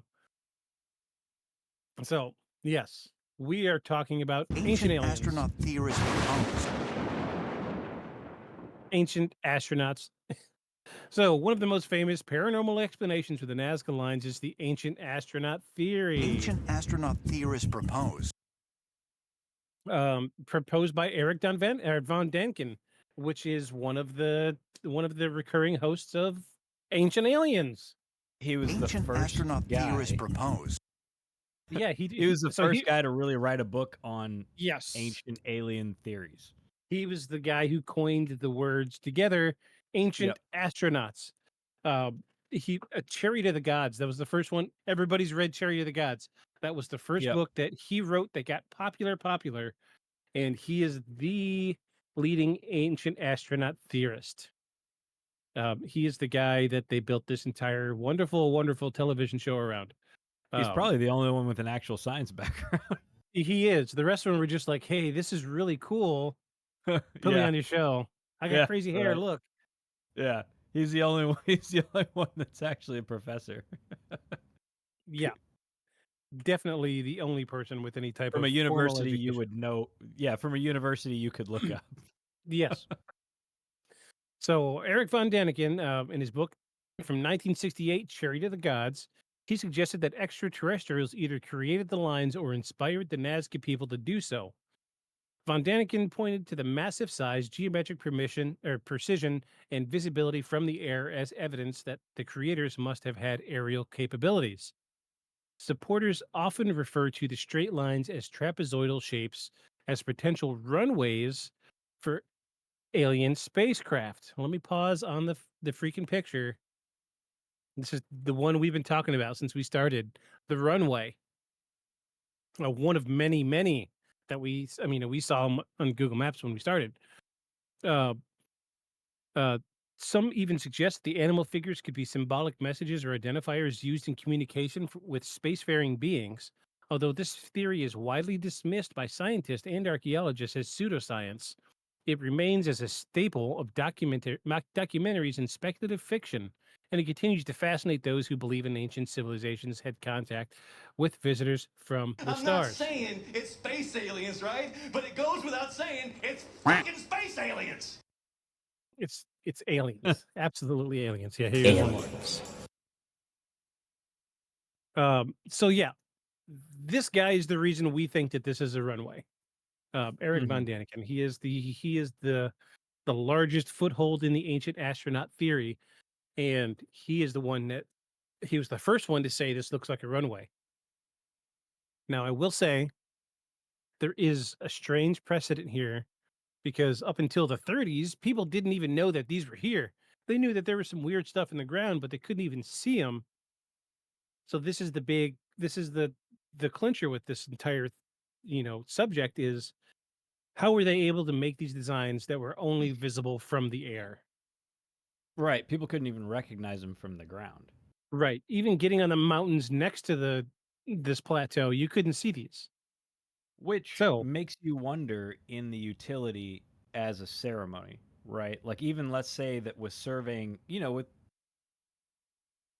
fairly mundane surveying equipment, right? You could recreate these. You and I could go out in a field. I mean, I don't want to do an experiment where we make one a mile in right, size, but you can with a grid system. Uh, like the way we do it to do a mural, right? Divide right. it into boxes and then make that line in the box and so on. You could divide up a grid system, and you could remake something large that you can't tell what it is from the ground. Hmm. But the question would be, what's the utility in that? If Right, other believers and followers can't ever see what it is, even though the guys who made it know what they made it from, right? Like they're like, this is the spider line, right? They know it because they made it, but you can't prove it to anybody. right, Like nobody else that wasn't there when you made it would ever know because you can't ever see it in its entirety. So it makes you wonder what the utility would be for just a ceremonial purpose. Generally, right, most ceremonial things have a striking appearance. right. Yeah, So absolutely. yeah, so that is interesting that nobody even noticed them until the 30s Yeah, when because they were flying over them. that's when people started flying. Yeah, Yeah, absolutely. when they were flying over them. So I see his point. So, which brings us to our next paranormal excuse, paranormal belief. Belief. Uh, a less extraterrestrial but still paranormal idea is that the lines were created as messages to the sky gods. The Nazca, we'll come back to the sky gods thing. The Nazca may have believed their gods resided in the heavens or could view the earth from above. Therefore, the figures, especially animals tied to fertility, nature, or creation myths, were intended to honor the deities or seek their favor. This theory fits with a broader shamanic and animalistic belief system where nature and the cosmos were interconnected with divine beings. In this view, the lines could be likened to the sky written prayers or spiritual offerings. The scale of the geoglyphs may have been a reflection of their spiritual ambition to make themselves seen and heard by the divine. So this kind of plays into what we were talking about earlier. That makes some sense. It has the same vein as we're going to do this as a ritual, kind of like the sand mandalas. Mm-hmm. And I can't help but feel like maybe this was some of these designs were designed was ayahuasca a thing in Peru? I don't not in this section of Peru. I mean, yes, but not in the arid climates of Peru. So ayahuasca is a The tropical jungle. Yeah, jungle vine. Uh, and it's funny that we call it ayahuasca because that's what they call the vine, right? The vine of souls. right. But the ayahuasca is the MAOI. It's not the DMT producing plant that's actually making the vision. So, but yeah, I mean, yeah, it was a South American thing. But not really in this area, and it's not really one of those things you can make and then travel with. It doesn't really preserve well. Hmm, It's kind of you brew it at the time and you drink it at the time right. kind Because of thing. So I don't know. I can't help but feel like some of these designs are a little meandering. And some of them aren't. Like It seems like like eras like we could of making them. yeah, Like this like looks psychedelic. This one yes. right here. This is what I'm This saying. looks Like like, yeah. This looks Like like the this, art of the Shimpibo shamans, and the Shimpibo shamans are an ayahuasca culture, and their right? artwork looks very much like this one that you have pulled up. Very like, you know, a lot of linear geometry and Angular, yeah, angular repeating stuff. It's very glyphic, like you would think of as glyphs, right. hieroglyphs, that sort of thing. All their artwork is very, very similar. But some of those other wiggly ones, yeah, you're right. They don't look so much like that. Like this seems very. I keep using the word meandering because it's not perfectly symmetrical. Like they had an idea what they wanted to do, but Hmm. almost like they were wandering as they were tracing it out. You know what I mean? Hmm. Yeah. Like, let's see if we've got any others that are kind of in the same vein.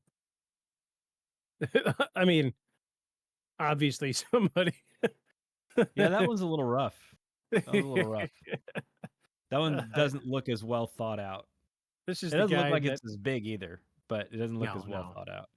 yeah, and this is like what you said with the eras. It seems like eras, which Yeah, it ties seems into like a what it said at the different. beginning. Like maybe at the beginning they were simple like this, and as time went along and more people believed, the design slowly got more intricate and more perfect. And then Because as that spider one is almost a mirror. yeah, that's wonderful. I mean, it's very good Yeah. and much bigger than that Hmm. figure based on the look of the ground around it. It's much bigger. Yeah. So I mean that's just something to think about. It's my mind kind of rambles sometimes, but it is a good point. The ayahuasca thing, I feel. Yeah, and that's not to say that there wasn't some sort of psychedelic here, because again, if you're talking about a culture that disappeared because of a change in environment, Right. right? So, great example, mushroom cults Hmm. across Europe disappeared because agriculture changed the abundance of mushrooms. Middle East too Right. changed because of the change of the climate, and so they disappeared. So now you don't find them just around. Right. And so that's not to say that there weren't any, especially if we're thinking that the environment and the climate was much different at one time. There's a big problem in lower South America of desertification, post rampant logging, Right. and you had the desert creeping out from the coast up towards what was traditionally thick forest along the base of Patagonia that's just disappearing because they let people rampantly log it without Hmm. any sort of check, and it's changed the environment. So again, you could have had a culture that did something similar. That was one of the things. I can't remember if it was the Inca or the Maya, but they used a lot of mortar in their buildings, Yeah. and mortar pre-industrial age generally required uh, the ash of trees Right. as a major component. And so they think that actually a lot of that tropical forest is actually relatively new, because they think that they clear cut massive amounts of it just to be able to make the amount of mortar that they see. So I think Right. that it used to look much different. So you may have had, an environmental change caused by themselves. Could you imagine? I think about this kind of stuff all the time. A society, 200 BC. How are we going to stick these two rocks together to build something? And somebody accidentally spills ash in a pile of mud and straw. Oh, well, this works. Like, what was the conditions that brought that about? Yep. And then somebody figuring out that cooking down limestone to make coke, Yeah. right? Cooking it down on a hot fire to make uh, I guess it's potash is what you're Yeah. making. Uh, a component in even more, both for agriculture, for acid soils, Hmm. right? If you have soil that's anywhere near granite mountains, the soil is incredibly acidic. Won't grow anything. Big problem in England, um, in the Highlands. and then you also have another mortar maker or pottery maker. How did somebody come up with that? Right. Without. Like we know the story of how soap came to be. Thanks, Chuck Palahniuk.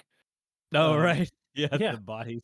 Yeah. because there was a cemetery on a hill, Yeah. and after heavy rains, they would wash their clothes in the river below the cemetery, And and they get found much that cleaner.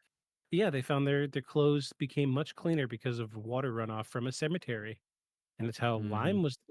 lye. Lye mixed with fat. Yeah. Yeah, they dump lye on bodies, and then lye mixed with fat makes Yes, there soap. we go. Yes. Yeah. Any Yep. fat. It can be Any people fat. fat. People fat. Any We fat. learned that. We learned that in Fight Club. Yep. Fight Club. Thank you. First Thank you, Chuck. first rule of Fight Club is we don't talk about Fight Club. How to make soap from people and get blood out of piano keys. That's right. Yes, yes. Talcum powder. Yeah, talcum powder. Talcum powder. I remember. Well, I just listened to the audiobook a few weeks ago. Still wonderful. Absolutely wonderful book. All right. So this brings us to our third paranormal theory behind the Nazca Lines. Stargates and portals to other worlds. Ooh. Uh-oh. Oh, my video froze. Oh, Okay, there there we you go. Yeah, you're back. go. Ooh, I got scared for a second there. Ooh. Um, some theorists suggest the Nazca Lines are portals or stargates, energy points on the Earth used for communication with other dimensions or worlds.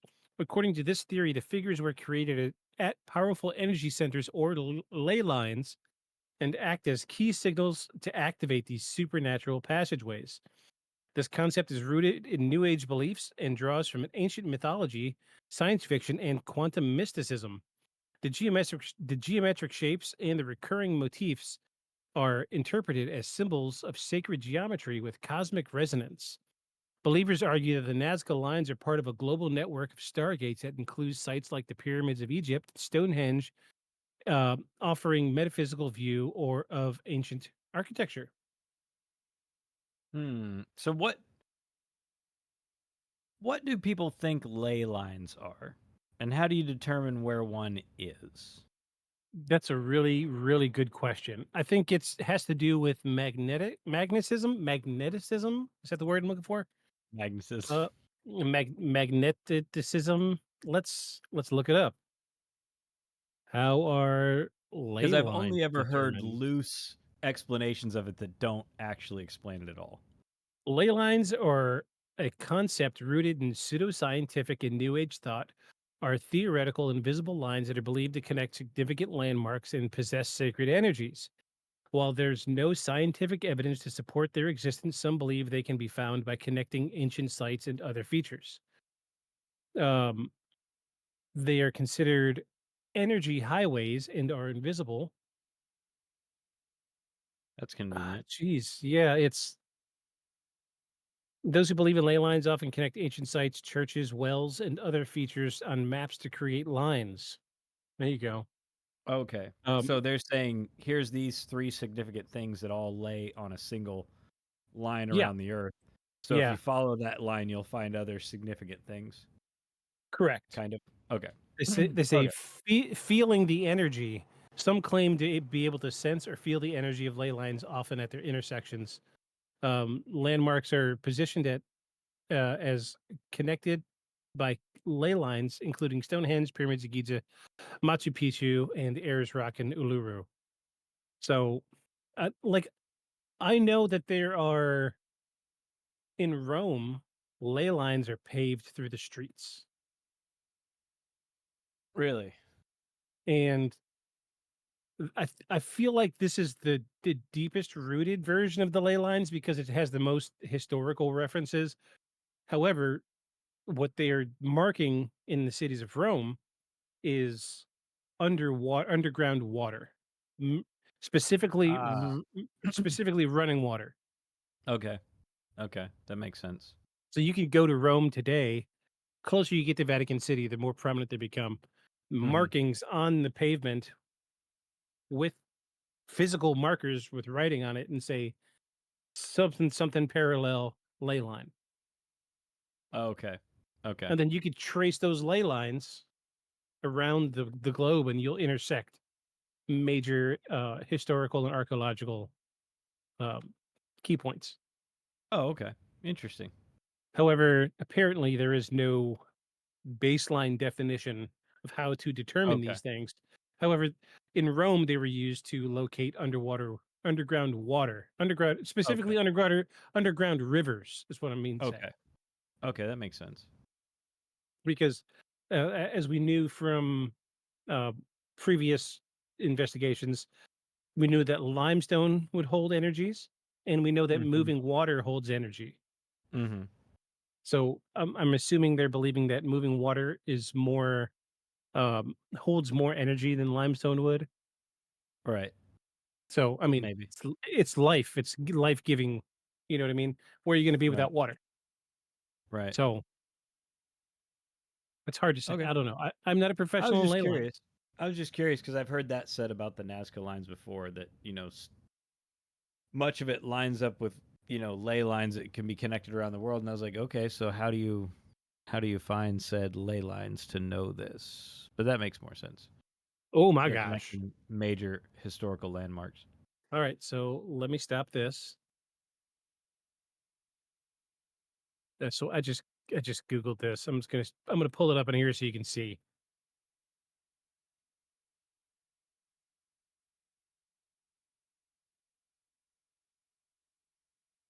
ley lines. Oh, well, shit. So it's just everything? So I mean, yes and no. Here's That makes more sense because that's not unlike how the magnetic field or the magnetosphere moves around the Earth, right, right? The ionosphere, sorry, ionosphere, which is what makes the northern lights. right. Radiation bouncing off the ionosphere. So that right there makes more sense to me. Um, Okay, so look, we actually Also, it have has a repeating pattern. so Nazca is actually here. So here's Nazca. It's Uh marked huh. on a ley line. Uh huh. Machu Picchu is here as well. On another one. Okay. Easter Island. Okay. The Okay. pyramids of Giza, smack dab in the middle of 1, 2, 3, 4, 5, 6, 7, 8, 9, 10 ley lines.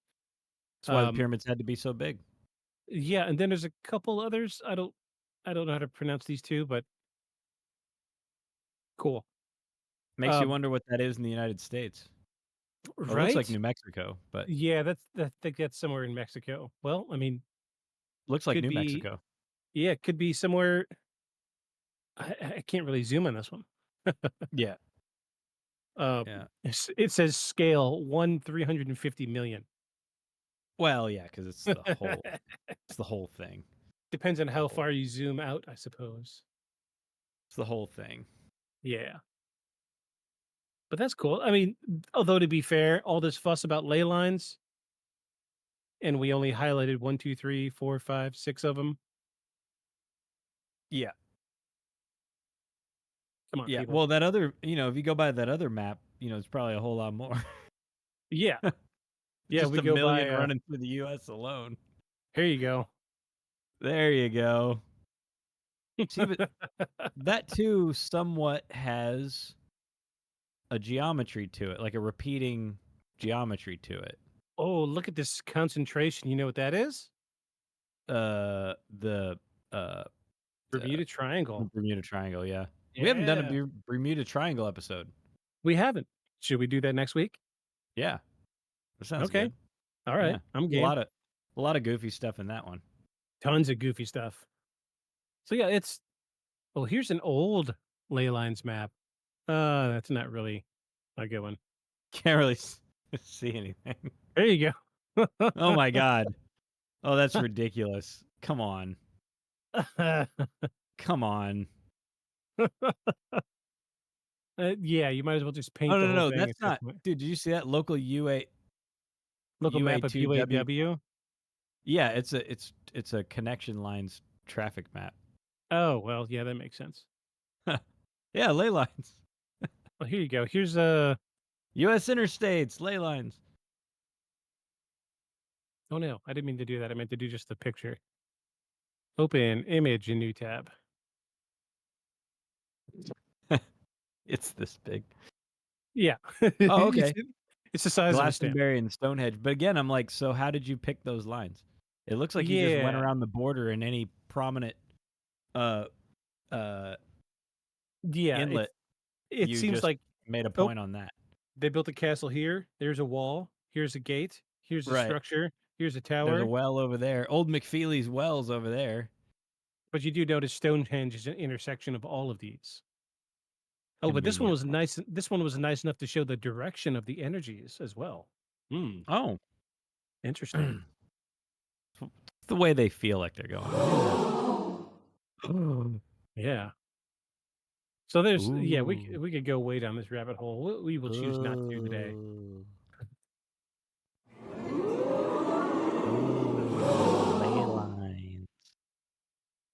I feel like Sorry. I almost feel like or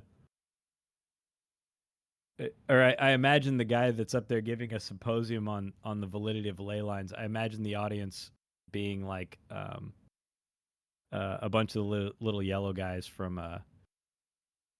From Despicable Me. Despicable, yeah. Yeah. Oh my god, ley lines. Ah. Oh. Oh. Yeah, interesting fact, all of the minions are voiced by 2 women. 2. That explains why they all sound the same. And they're like, apparently they're good friends, so they Mhm. feed off of each other, like, they catch their cues really easily, and they're able to just gibberish back and forth to each other really well. That makes sense. It's cool. Whoever picked those 2 as voice actors, way to go. Good job. You did good. You hit the nail on the head.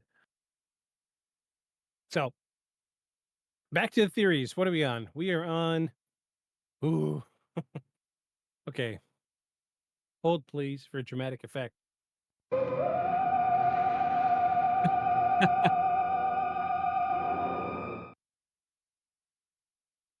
Time travelers' messages or markings. Yeah, it's reasonable. Okay. So another paranormal theory holds that the Nazca lines were made or inspired by time travelers from the future. Advocates of this idea point to the fact that the geoglyphs are only visible from the air. Technology was not available until modern times, i.e., 1920s.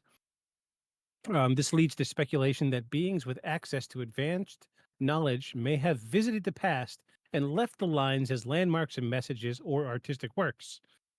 Some even propose that the lines serve as coordinates or beacons usable only by those with specific futuristic technology. While there is no direct evidence for time travel, the strangeness and grandeur of the Nazca lines provide an appealing backdrop for imaginative possibilities.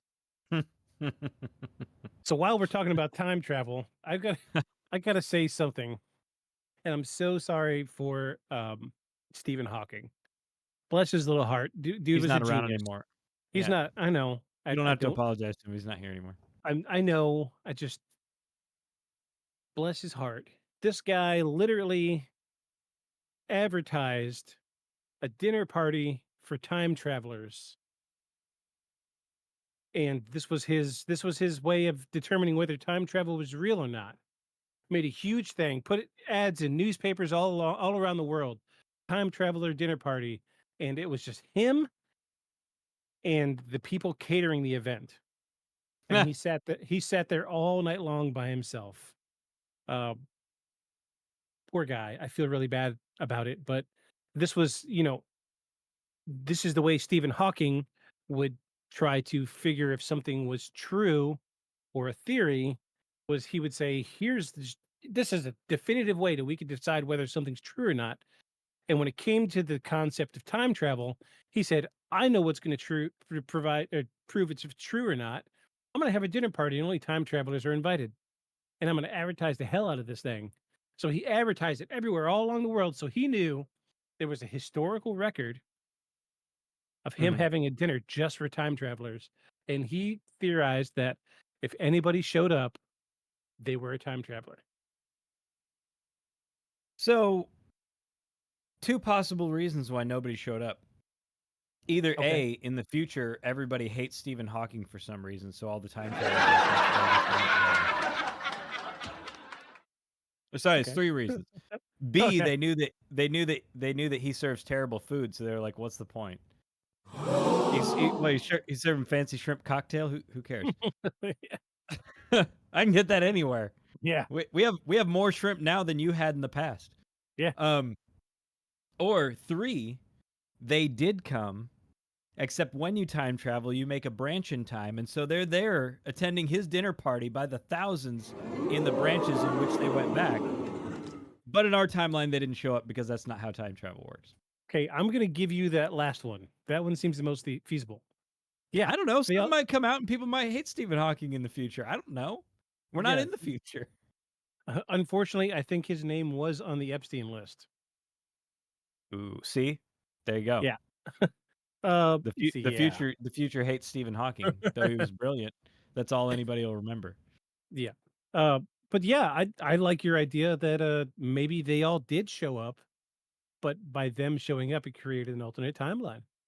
Very Yeah, because nicely that's the done. only way to avoid the time paradox issue, right? Right. If you can travel back, you are traveling back, but you're traveling back and it's already passed. The time is already passed, but you can wind back, affect it, and not have a time paradox because time is branching.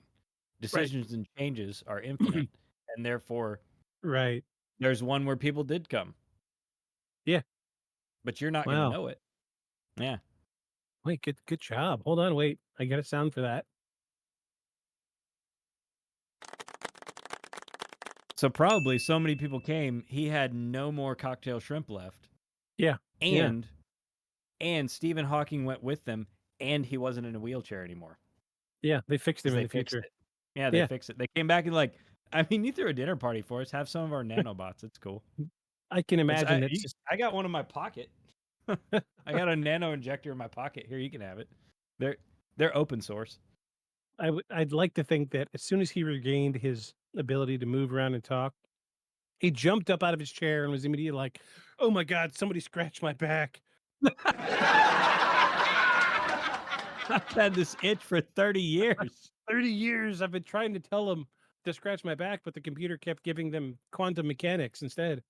Yeah, every time I typed it in, that jerk ass who programmed all my data software had it come in saying, "I want raisins." What an ass! I had this itch forever, and then you actually get to hear what Stephen Hawking sounds like. Yeah, but Instead, I mean, "Hello, Rich." It's none of that.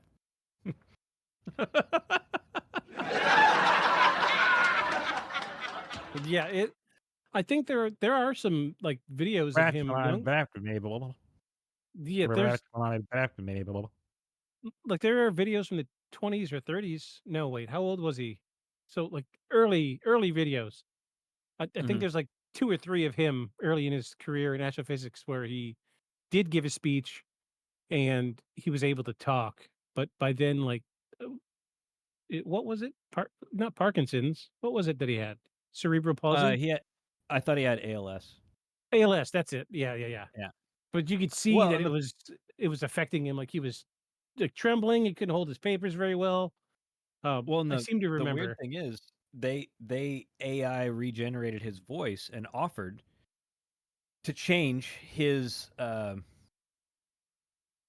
audio thing, Yeah, but he was like, "It's an iconic voice, and honestly, it's the only voice I remember now, so no, yeah. it's fine, just leave it."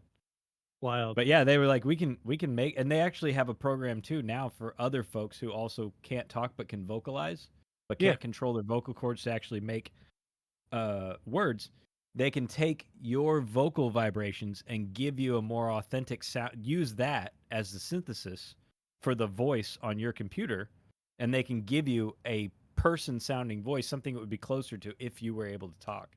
But that wasn't around whenever he got it. He got the auto tune, Oh yeah, the auto tune. the Autobot. Yeah. Have you seen the have you seen that they recreated uh I think it was Ramses II, his vocal cords? Did you see that? Oh, based on scans. Yeah, so they recreated his vocal cords off of CT scans out of like a silicone rubber meshy thing and like recreated his throat, his vocal cords and his esophagus and mouth. Oh, to find out what it And would sound like. and this was on the news. This is so bad. And I'm probably getting ready to disturb my wife because I'm about to scream really loud. So it was on the news and like this is what Ramses II really sounded like, and it showed like a close up of the synthetic mouth with the throat, and the mouth starts moving, and then it just goes. Like like What? what? That's exactly what I That's said. not good. Don't publish that. It was That needs on the more. news. That needs more refining. It made it to the news and everything. I could not believe it. Like I had looked up like 2 or 3 other videos and everybody was showing the same clip and it was just these synthetic mouth and vocal cords screaming. Like that is not his voice. This is a guttural cry of somebody dying. Why? Why? It was so bad. It was so bad. It was Can so you bad. imagine them justifying their funding at the end of that Oh for gosh, doing that? it would Because have been some horrible. Yeah. university funded that, and they'd be like, "No, no, it's just, it's very lifelike." See, see, he said, "Where is the wine?" Yeah. It's very good. This is top notch. Top tier technology, obviously. Top He's tier technology. screaming, bring me a cheeseburger. And they're like, you know, you're never getting any funding again. I know. you're not getting a penny. Yeah, you're not getting a penny from us ever again. Let I know. me sulk away into the corner and cry. Yeah, it was horrible. It was all over the news like 2, 3 years ago. Oh, geez, I need to find that. I should post that on the Facebook page or something when I find it because it was bad. So bad. Like a So synthetic, like just the synthetic lips.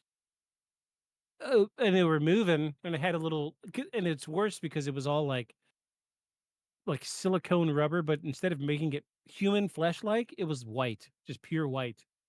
that had the ick factor. Yeah, and Uh, it was so bad. And like everybody in the news was like, "Oh, this is so amazing, incredible technology." And what technology? I could have screamed into a mic for you if you really just wanted to make something happen. I mean, I guess I feel like Jim Henson could have done better. Yeah, I mean, absolutely. need Absolutely. some And better consulting. he probably could have made it look a little bit better too. Yeah, right. Give it a face at least, not just lips and a chin. And today we have Ramses the Muppet.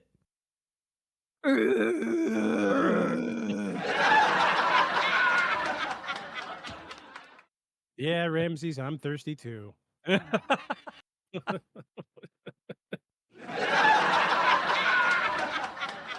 Little delay on the punchline. All right, so we are down to the last paranormal theory behind the Nazca lines, and that is psychic or supernatural creation via telepathy or energy manipulation. Oh, I Yeah. see. So you took a spiral diagram and you were like plausible to whatever. Yep. And so you started at the middle and we're working our way out. Yeah, we started at the I got center, the most plausible, I got it. entirely paranormal. Totally, we could make this first couple work, but we're at the end of it now, and it's like this is the stuff that we scraped off the bottom of the shoe of the paranormal investigators that were there at the Nazca lines. We could have moved these rocks with their mind. Sure. At this point, Eh. we're at the Occam's razor is like that is at the honed edge of the 4-month-old razor that's been sitting in your shower. Ooh, and rusty and gross. Yes, Yeah. that's where we're at. That's with like 50 hairs stuck in the corner that you can't get out. Yeah. I mean, I don't have a wife who leaves her, leg shaving razors in the shower. But based on memes I see, I assume that's the level we're at. Yeah. This is the bottom of the barrel. It doesn't get any worse than this. You ready to hear this paragraph? Yeah, I'm already loving it. The first half of this sentence says it all. Perhaps the most mystical theory it suggests that the Nazca lines were not built physically at all, but were manifested through psychic energy. Yeah. So, according to this idea, ancient shamans or spiritual leaders entered altered states of consciousness and used telepathy, focused energy, or collective intent to shape the earth. This aligns with certain esoteric traditions who thought that as a force capable of influencing the material world, the lines, particularly the animal totems, are said to represent spiritual visions received during trance rituals. Uh, through this theory, though this theory is the hardest to test or verify, it speaks to the deep spiritual and symbolic nature of the Nazca culture, even if interpreted through mystical lens. All This, right. yeah, yep, that's it. That's all I got. That's Gotcha. my, Okay. yeah. So Well, that's the theory. So I've got a couple little things to finish off with. Let me rip through this right quick, and then we'll tear into this with our wonderfully pessimistic lenses we have on this evening. Um, so in recent years, modern technologies enabled researchers to uncover new insights to the Nazca lines. In 2019, a team from University in Japan, led by Professor Masato Sakai, discovered 143 previously unknown geoglyphs using drone imaging and artificial intelligence. Many of these new figures were smaller and more eroded, hinting at an even broader scope of line making activity across the region. Ground penetrating radar and satellite mapping also have helped archaeologists understand the construction methods and environmental context of the lines. Researchers like Marcus Rendell have connected specific geoglyphs with ritual pathways, religious centers, and even aqueduct systems, suggesting the lines were deeply integrated in Nazca life. And despite their endurance over the centuries, the Nazca lines face increased threats today. Urban encroachment, illegal mining, tourism, and vandalism are ongoing concerns. In 2014, a Greenpeace protest damaged the area. Greenpeace damaged the area. Um, that's like PETA opening a slaughterhouse. You guys are r- ridiculous, right? Greenpeace. Jeez, They get back on the boats and protest whaling or something. they damaged the area around the most famous, the hummingbird geoglyph, prompting outrage and renewed focus on preservation. The the site was designated a UNESCO World Heritage Site in 1994, and both the Peruvian government and international organizations continue to fund protection and research efforts.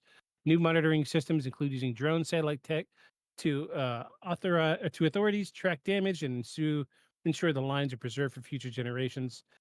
And now we've come to conclusions. So Conclusions. I want to throw something out there that was not in the research, but you remember at the beginning, we were looking at the weird stray lines, the stray straight lines. Yeah. So there is scientific fact behind how those were created. Okay. It's too far, too fart, twofold, two part, two fart. Two That's right. fart. That's right. Two fart. We'll get a Um, two fart. so there are quite a few lines like we saw at the beginning of the episode on Google Maps that are just one path, straight line across the desert in weird angles. So two theories. The first one is wind erosion. And this is a phenomenon that we have seen all around the world, that in areas like this where there's little to no moisture and all you have is high winds and rocks, over hundreds of thousands of years, the wind will move a rock just a little tiny bit every year. Mhm. And over the span of 1,000 years, you're going to get a quarter mile line. So that's how That's like some of, those stones that would be found to be moving in salt yes, flats, and they yes, found that it was rain and wind. yes, same, Yeah, same scientific structure behind that. they would sort of Uh, smushy slide through it. right. And the second most prevailing thing scientifically behind the Nazca lines, ironically, because this is a desert, is glacier movement. Behind some of the the meander lines.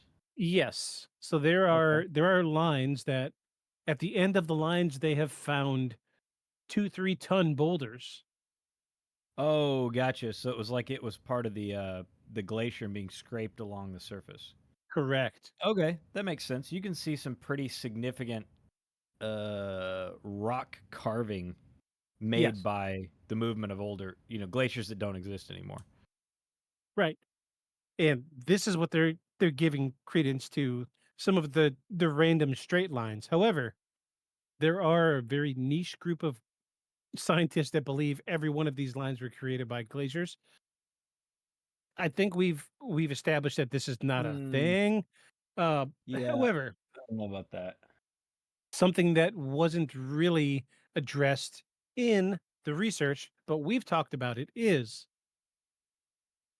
the overwhelming number of runways in the Right. desert here.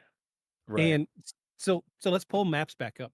Let's look at maps again. I think we're done with this slideshow. This the same, 10 pictures over and over again.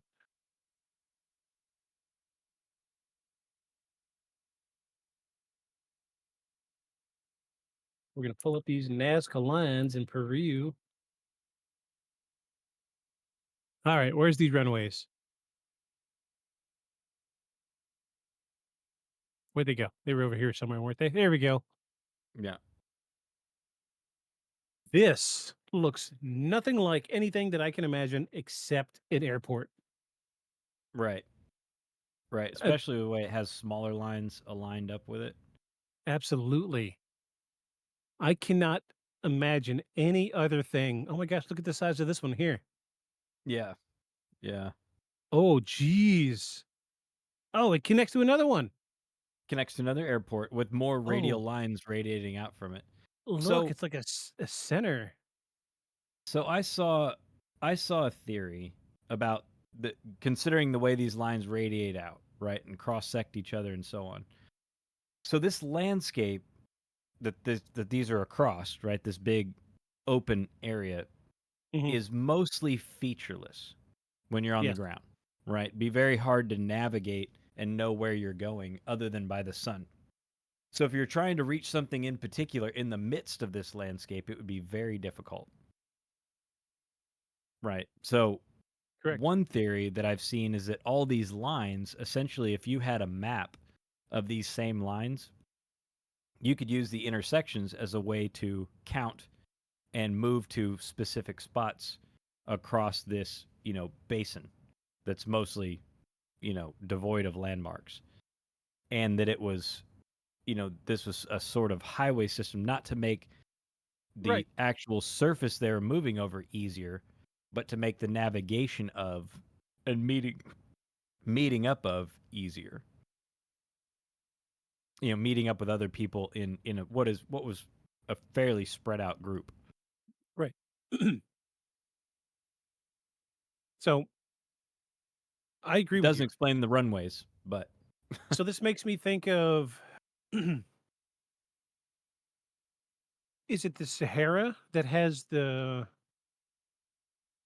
weird like trail of camps across the entire desert that if you don't know where they are, you would just be lost in the desert?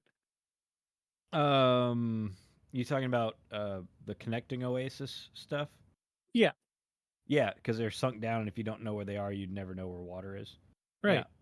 So piece of me thinks like, I mean, this is a huge desert.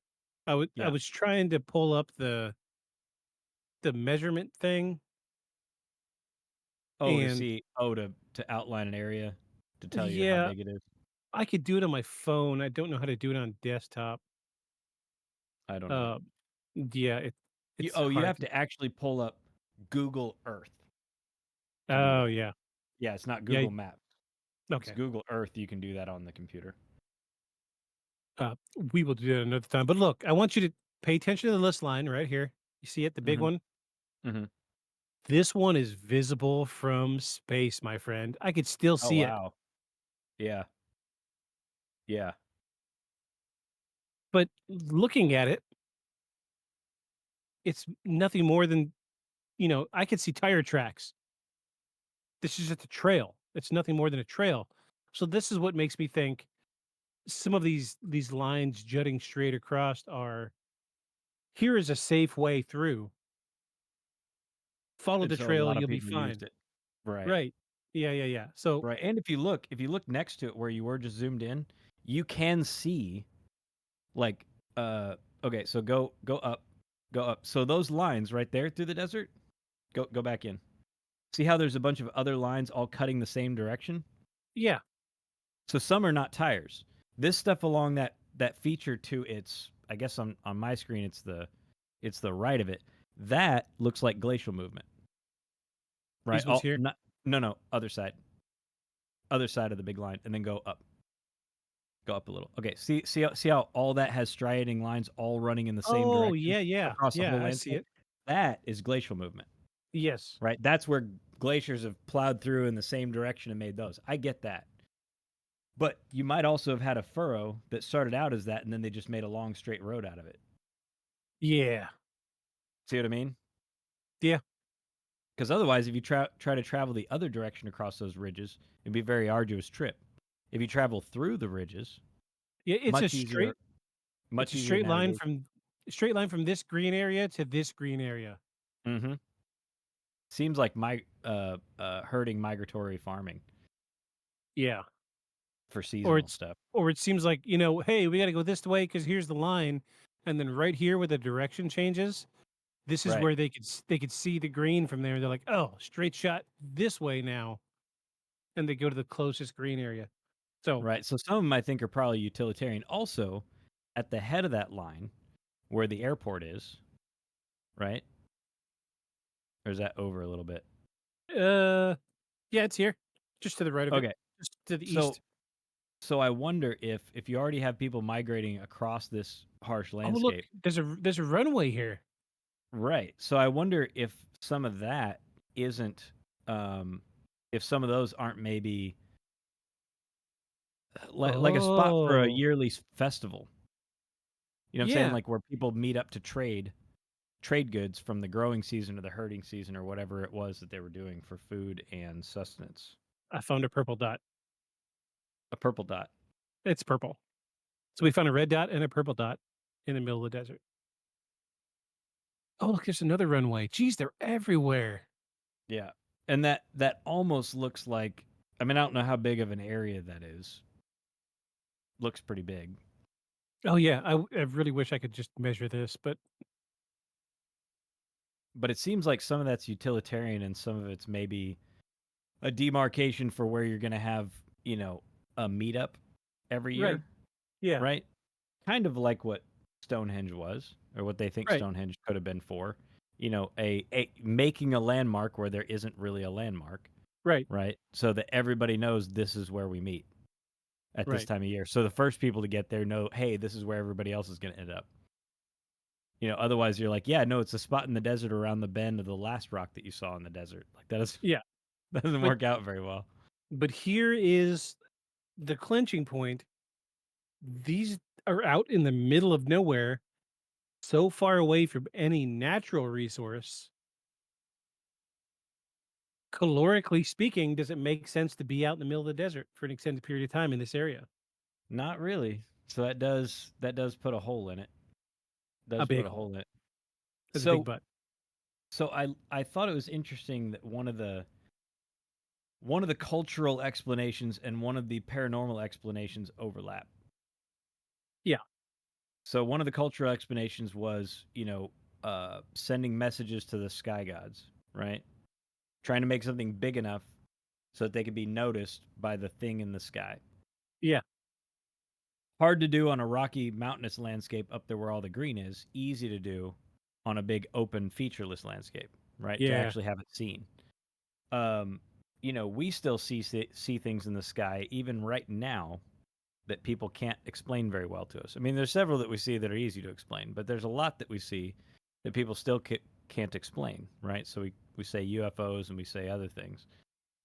I don't imagine that that's all new. Right? I don't imagine that things in the sky that you can't explain is all new.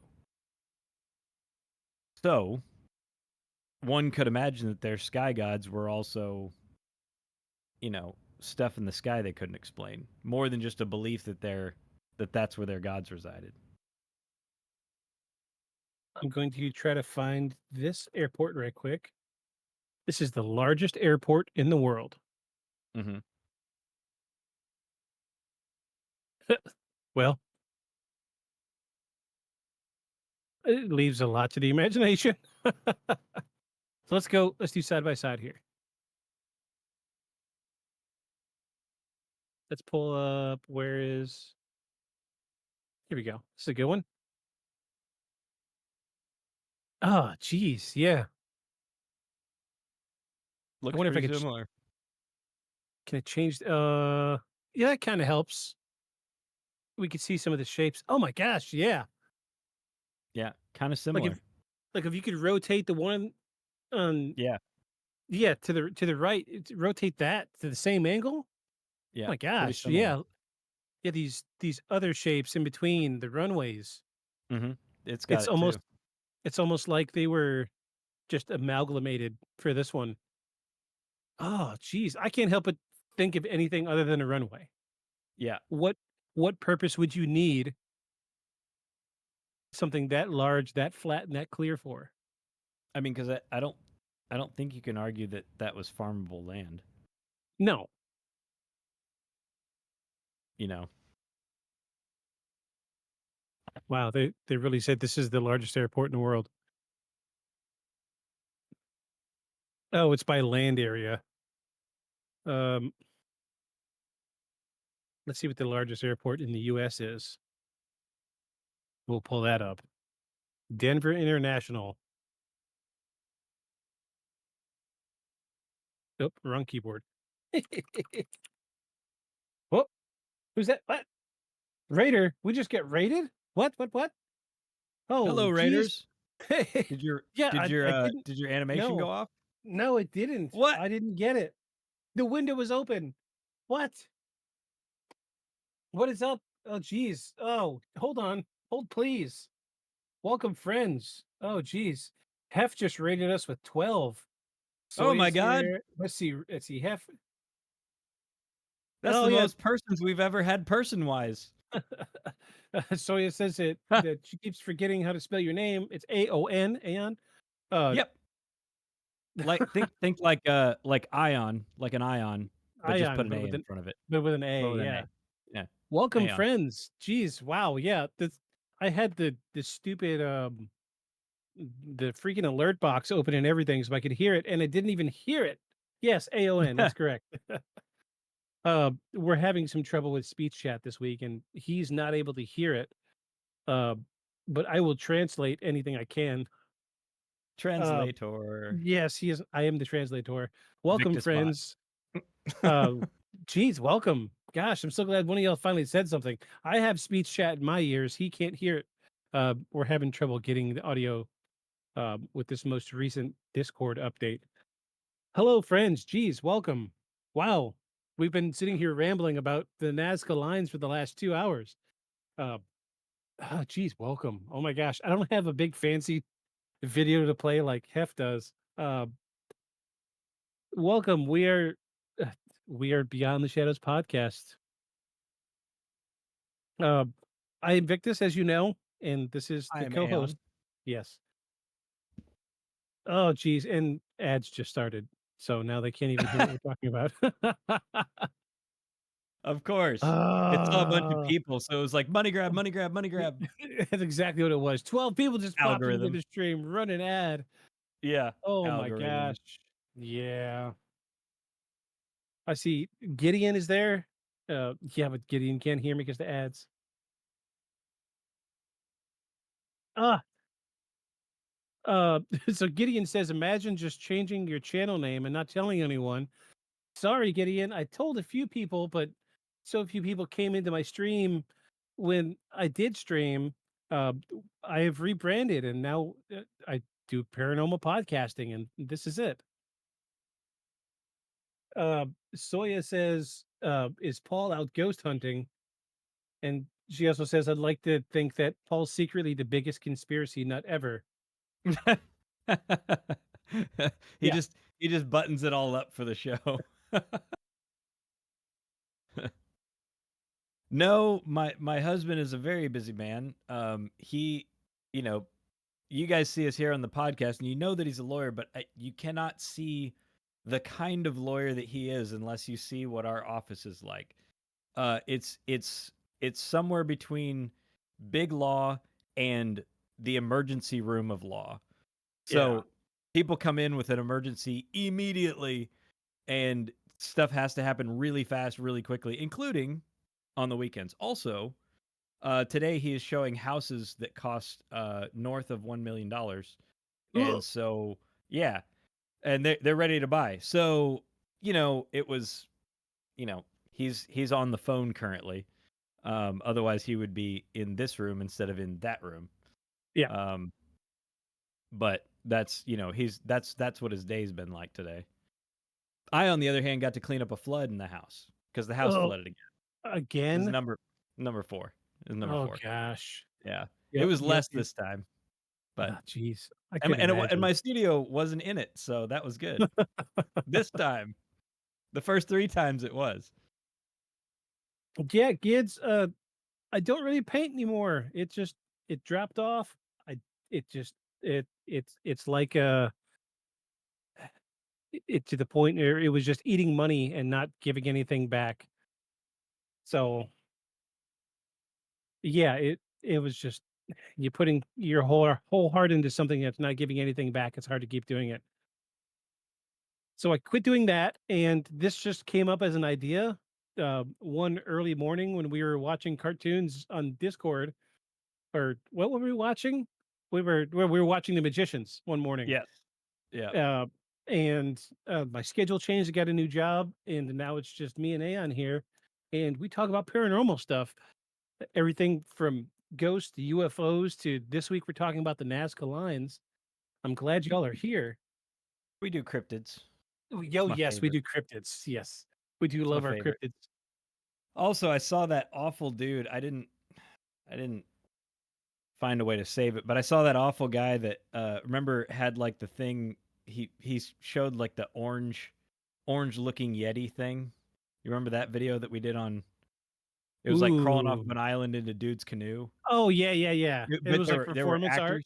Yeah, it was Yeah. performance art. Yeah, and he's like, "This is a new form of cryptid being rescued from an island that he's that I guess it evolved there, but needed to be rescued from there." Anyway, all of Yeah. his stuff always has holes.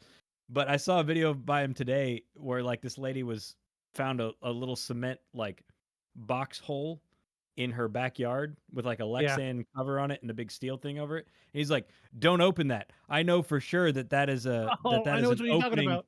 Yeah, that is an opening to a mole man sanctuary." Me and many other scientists from a notable university, not what university, a notable university, put that Yeah. there years ago. Stay away. I'm like, dude, come on, man. You are the reason nobody takes this seriously. Yeah. We And bring then science, and you bring whatever that is. yeah, they ended up oh my And not god. to mention, you look like every Bigfoot researcher, Yeah. big air quotes, that I've ever seen. Yeah, it ended up in that video. They opened the lid and this horrible like CGI gremlin crawled out.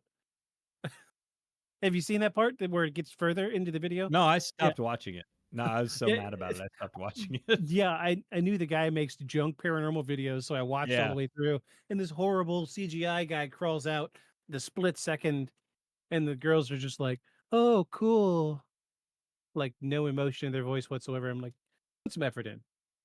Oh, We so did we bad. did get a comment on the Nazca Lines. Waka Flocka Fool says that the Nazca Lines were guidelines for giants, 100%. Oh, guidelines for giants. That one didn't get mentioned in our research. No, we didn't talk about giants. We talked about everything else but giants tonight. Yeah, it was I think we're coming down to a consensus now that we believe that this was some type of interstellar airport. Um we are oh my god. Oh geez, we got somebody got a ban. Hold on. I love banning people. Oh yes. Oh, we get a bot. We got a bot. Bot patrol. Bot patrol. Oh, this one actually came up. Oh wait. Their name is considerable ban. What? Considerable oh no, considerable diaper, excuse me. This is the first time I've seen Twitch actually come up with a tag on their chat box there. It says consider or possible ban. Oh, nice. Wow, Well, cool. Yeah. Probably because it's Let's happened so much already. yeah, let's go ahead and ban this person right quick. We need an animation for banning somebody too. Yeah, we need at least a sound. One of those Sea Whiz naval guns going off, the Burr machine. Oh yeah. Brrr. Yeah, we need one of those. Let's see.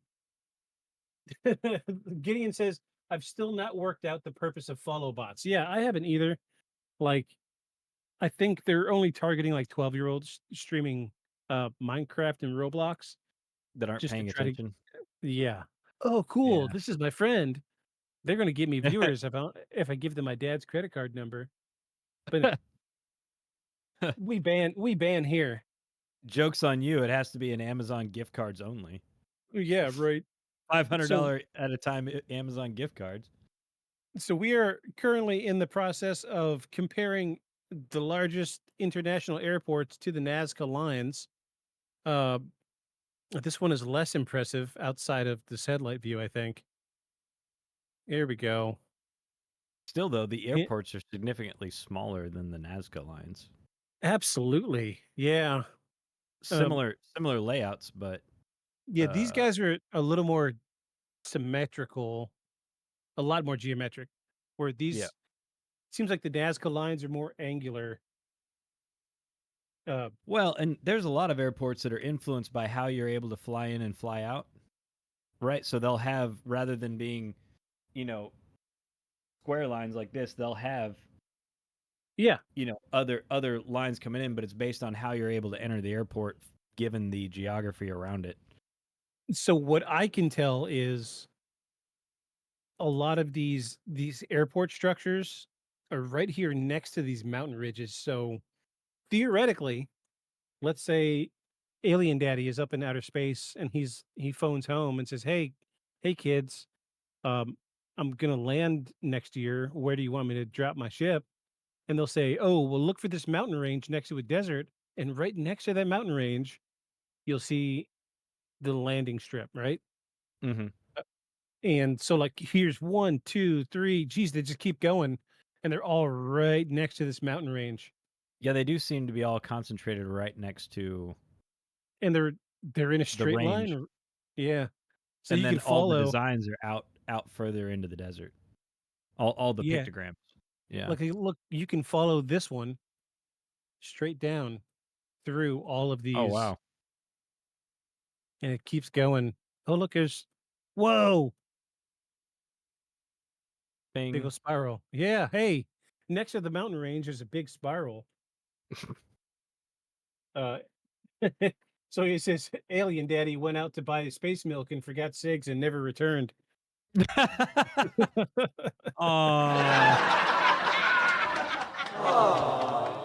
Yeah, yeah. Alien Daddy never came home. But yeah, look, it just keeps going. Look, there's Another another spiral. spiral. Yeah. But yeah, just and look, we're still following the mountain range. All along this So mountain range, airports. There's the big one.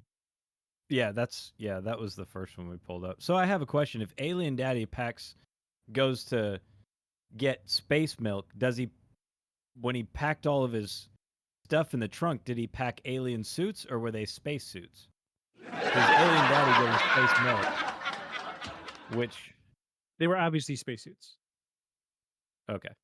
Obviously. Oh wait, let's okay, so Well, because like a spacesuit is like a suit that you need to get in space, whereas an alien suit is just an alien's version of a business suit.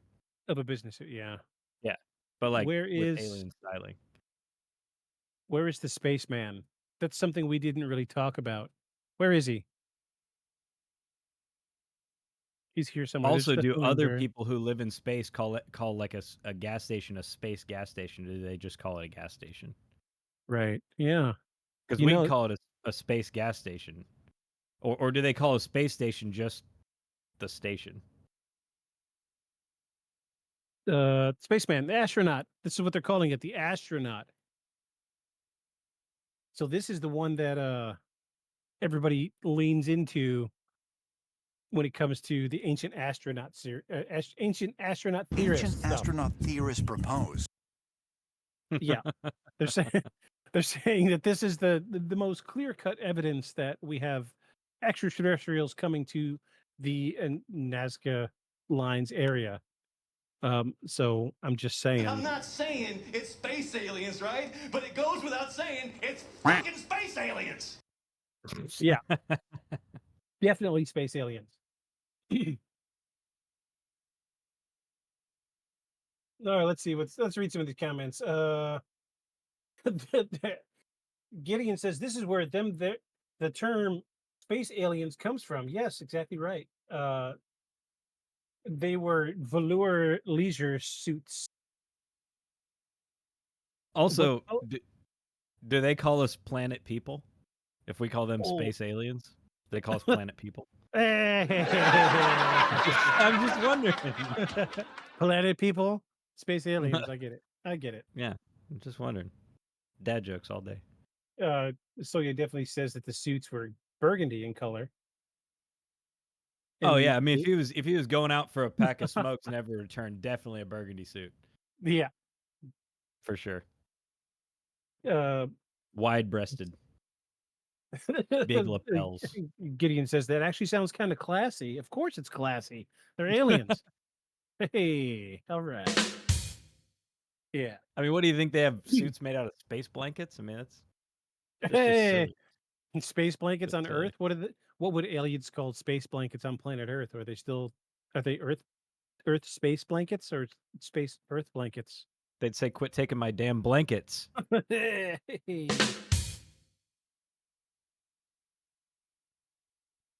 No, one day they're just going to come and take everything we label space blank because it's theirs. Yeah, We everything said space it's theirs. related. Yeah. Space Yeah, shoes, space blankets, space heaters. They're just going to come take them all. What were Like you said, they're space. That Yeah. means it's ours. Yeah, and then the moon aliens are going to come down and steal all the old moon shoes from the 90s. Ooh, and the Do you moon rocks.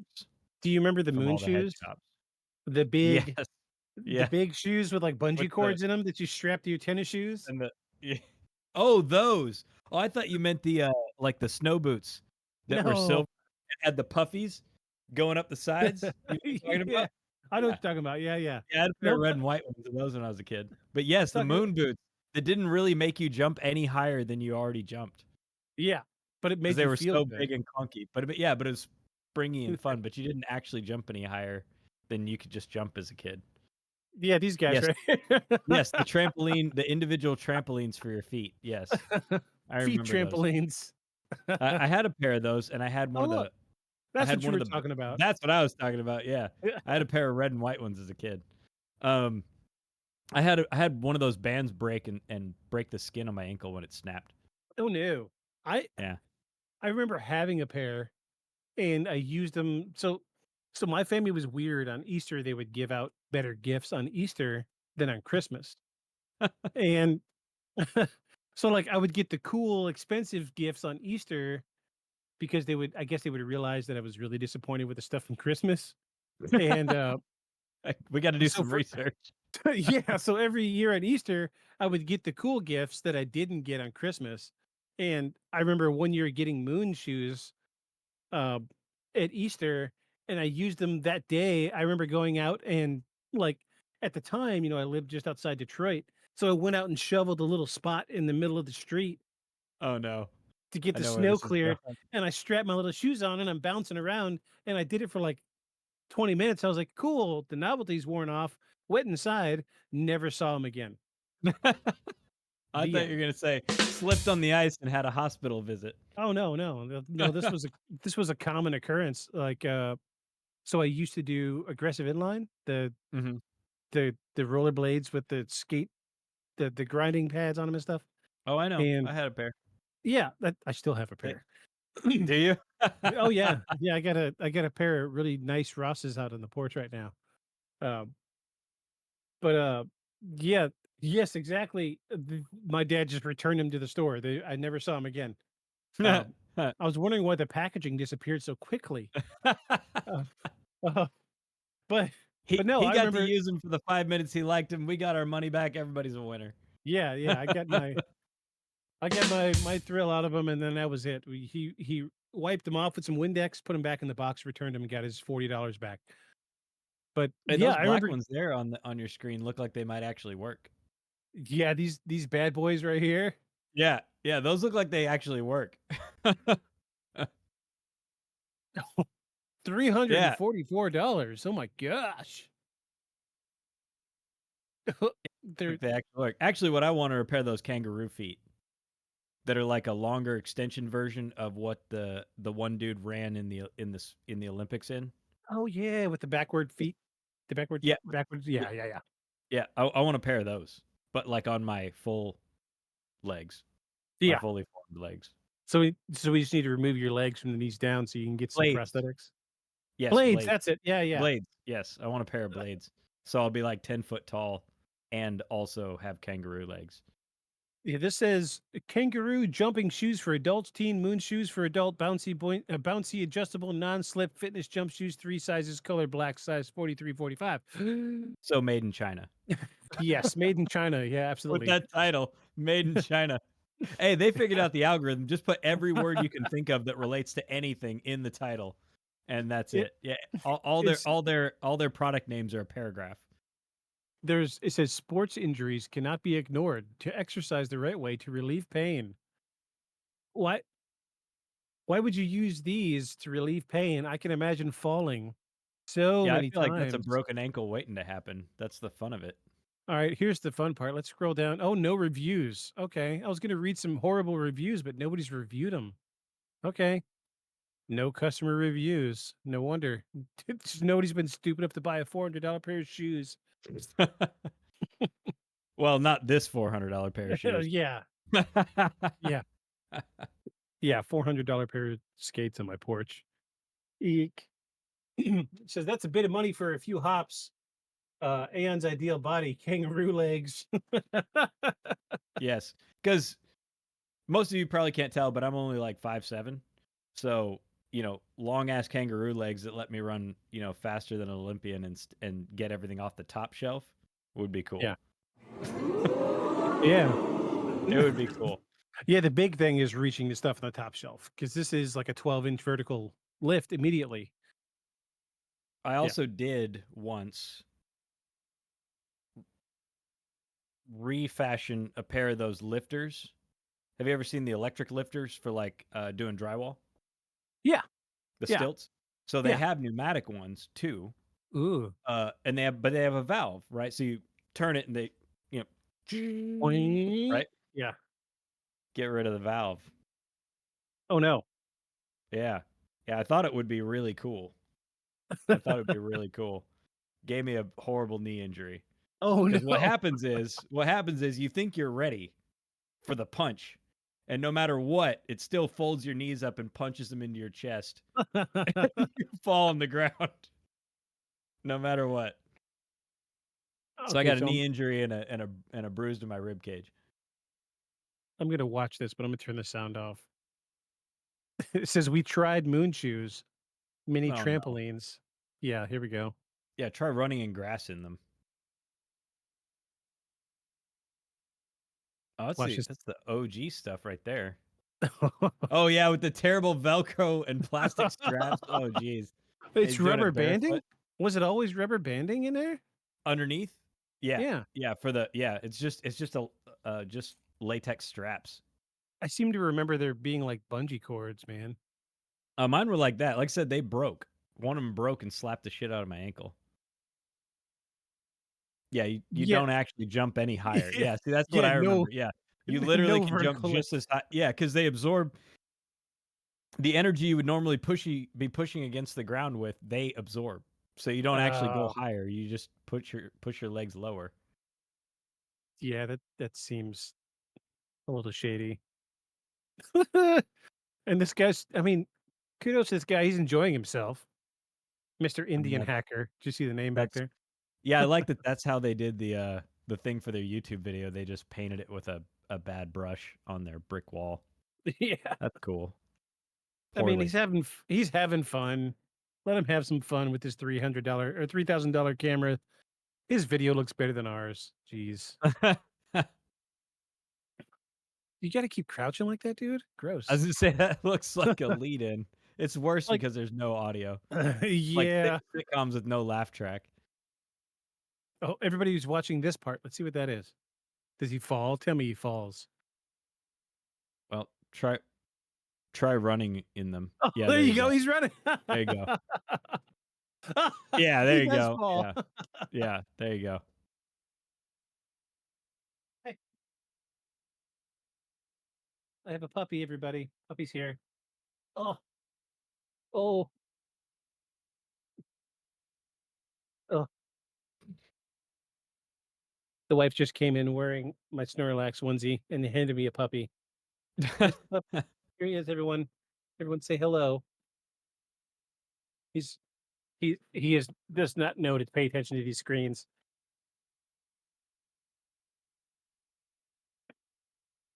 Yeah, so yeah. Here's the puppy, everyone. He's here. He is look, you say hello. You go, oh, I see Gus laying down there. Yeah, Oh I yeah, forgot to replace his batteries. he's snoozing good in that vest. Yeah. Jeez. Yeah, I forgot to replace his batteries. He wore out. He's doing the puppy twitches. Oh, he's dreaming good. Yeah, he's this whole time he's just been dead to the world. No, that's good. That's good stuff. Oh, gross. We saw your knees. Ugh. Cover those up, buddy. I know skinny jeans don't leave much to the imagination on the knees. Porn knees. Poor oh, he's yeah. This is my life. Well, Me if and you're my a pirate, it'd work. oh, oh, he's getting worked up. Oh, oh, don't jump, please. Don't jump. Okay. Oh, he's getting upset. You need to go, buddy. Okay, go. Go. Uh-oh. Oh, do you Sounded a hear him? little like a chicken. Yeah, he sounded a little like a chicken clucking. Yeah, he's very excited right now. So, what do you think?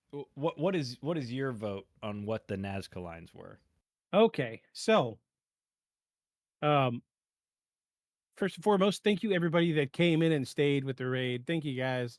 I'm glad you're all here.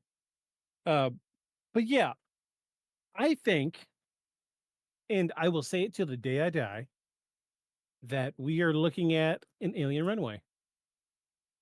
Because I can see out of all of the things that we talked about,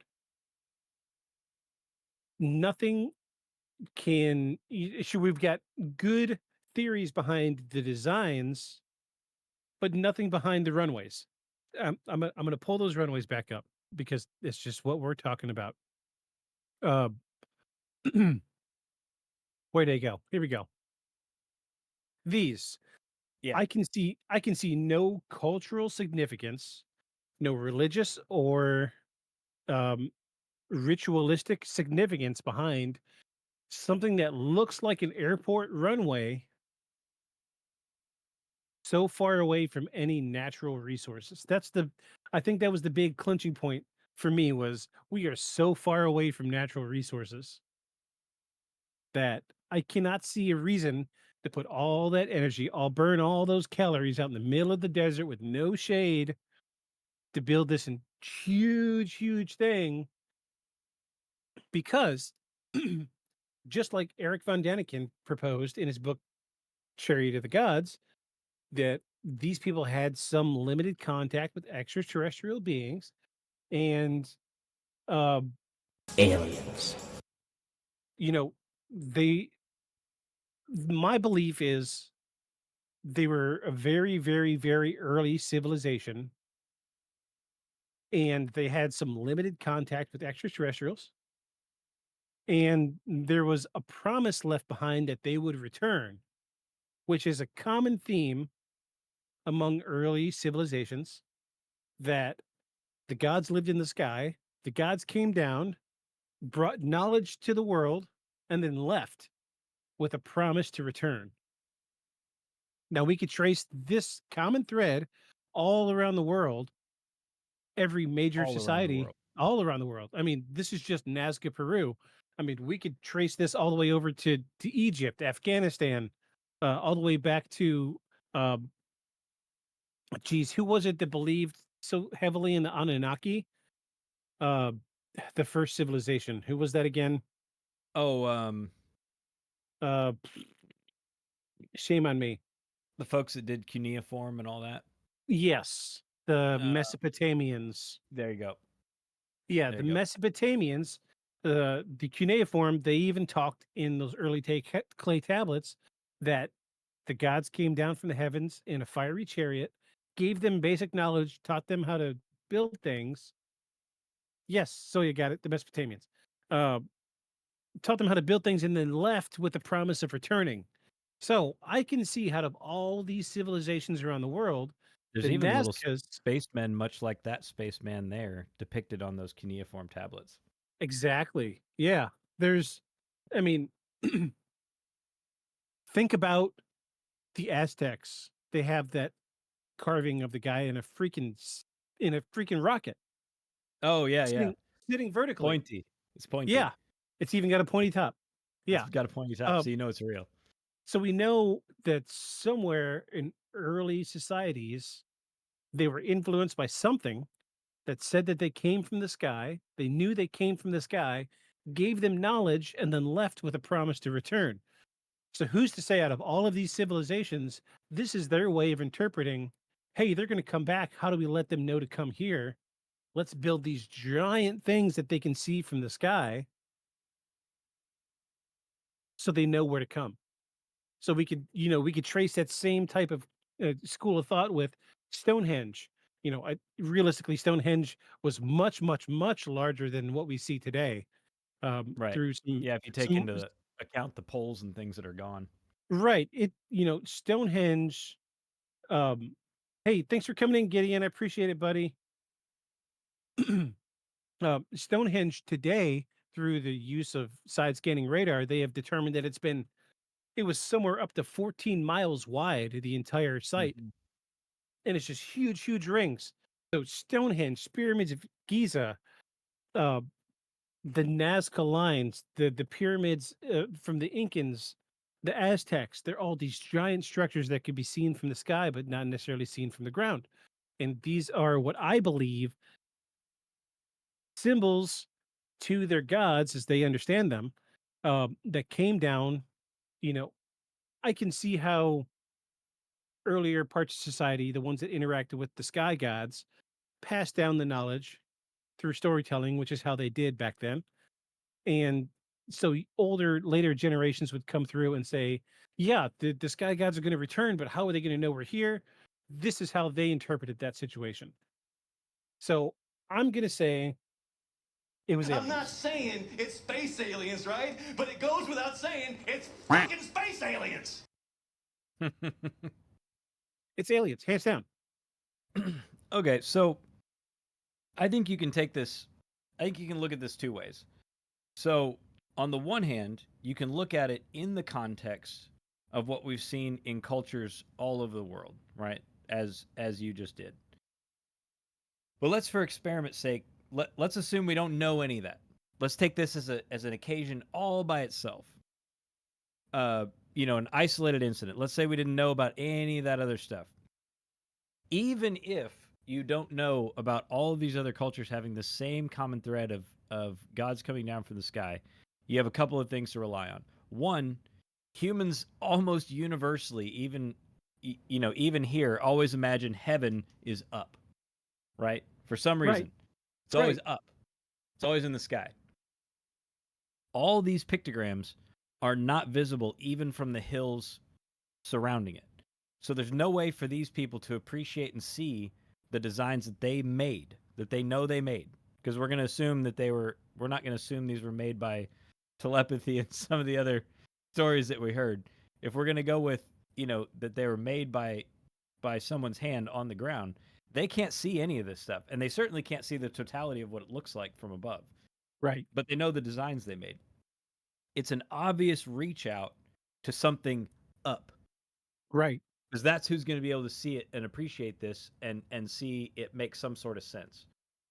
So for someone in an era when, I'm sure that they had some sort of a currency, but commerce is not really developed. You really trade on calories, right? How many calories you put into a thing to make it a crop, a figure, a grown animal, how many calories you put into it versus how many calories somebody else put into the thing that you want. You trade everything based on calories. The amount Right. of calories it would take to do this, not just the effort, right? The effort Astronomical. alone, the effort alone is astronomical when you have to take out any sort of real machinery, right? Other than tools, Yeah. that it's astronomical. The number of people and or the amount of time put in by single individuals. Either way, no matter how you divide it up, it's just an immense amount of work for a culture that still, in theory, cyclically has to worry about feeding themselves. Yeah. Based on crop return, number of animals that died, that sort of thing. Also, the place they chose to make this is far away from any sort of life subsisting environment, right? I.e., where the rivers run all around this but never through it. So you would have to then take those same life-giving supplies, water, food, shelter, out with you over Yeah. these vast distances to do this same work. So it's And it would have to doubly keep too. Yeah. right. So it's doubly difficult, right? So these are generational projects, and for an idea to maintain generationally, it has to be at least as strong as a faith or a religion in a way, right? Those are generally the things that perpetuate big projects generationally, historically. So even if we didn't know about other cultures running into what sound to us like aliens, the truth is something happened to these people that was such an immense occasion that the idea of it perpetuated through generations Yeah. of building icons and symbols and pathways that can only be appreciated from above in a place that they cannot get to. So, I, because someone could be like, oh, well, you're biased because all these other cultures think that. Throw all that out. You still have so many markers of, even though we have a tendency to think that, a higher being comes from up, it doesn't always influence the creating of massive, geologic projects that span generations, right? Yeah. That require a huge sacrifice in what you're doing to just subsist, to sacrifice time to do this instead, right? Yeah. Rather than prosper, you're spending time on this in an environment that's already hard to live in. Desert environment, already hard to scratch out a living, or life, scratch out Right. life. Right. Yeah. So, I'm with you. I think something happened, and they were influenced by something from above that either they wanted it to return. This seems like a cry out to notice me, come back, Yeah. or see me, or this is where I am. That's what it seems like. And the best place to do it is in the flattest place in the area, which also happens to be the most inhospitable, this big basin. And so I think something more than just religious beliefs had to influence something that stuck this long to complete projects this big and this large of a geologic area. I think you're right. I think they were visited by something. Yes. And I think they wanted it to continue. So I think it was a Absolutely. positive interaction. Right. Right. And I think we tend to turn things that we don't understand into, gods and spirits and so on, right? Right. So, but I think it, I don't think one man's vision of their, I was told we should make these would be enough to sacrifice this much energy in this Oh, time yeah. over this large of a group. So Yeah. I think it had to be more than just some guy's vision that there's something up there. I think it had to be more. Yeah. I could see maybe the entire culture saw something come down and land, and there was an interaction, and Right. that's what stemmed, when it's one or two people saying, "Oh, we need to do this," we would be a little more to do it. But if we've got 25,000 people at the peak of the Nazca Empire saying, "Oh gosh, we all saw this thing come down." People came out, they gave us this technology. They said they're coming back.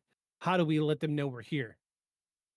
Well, right, and even in for instance, in Samaria, right? It's they write about events witnessed by a city, Yes. right? Witnessed Thousands by of the people. whole city, and and that's where their histories lie. It's not one guy met with a being and then told everybody else. It's battles that involve Yes.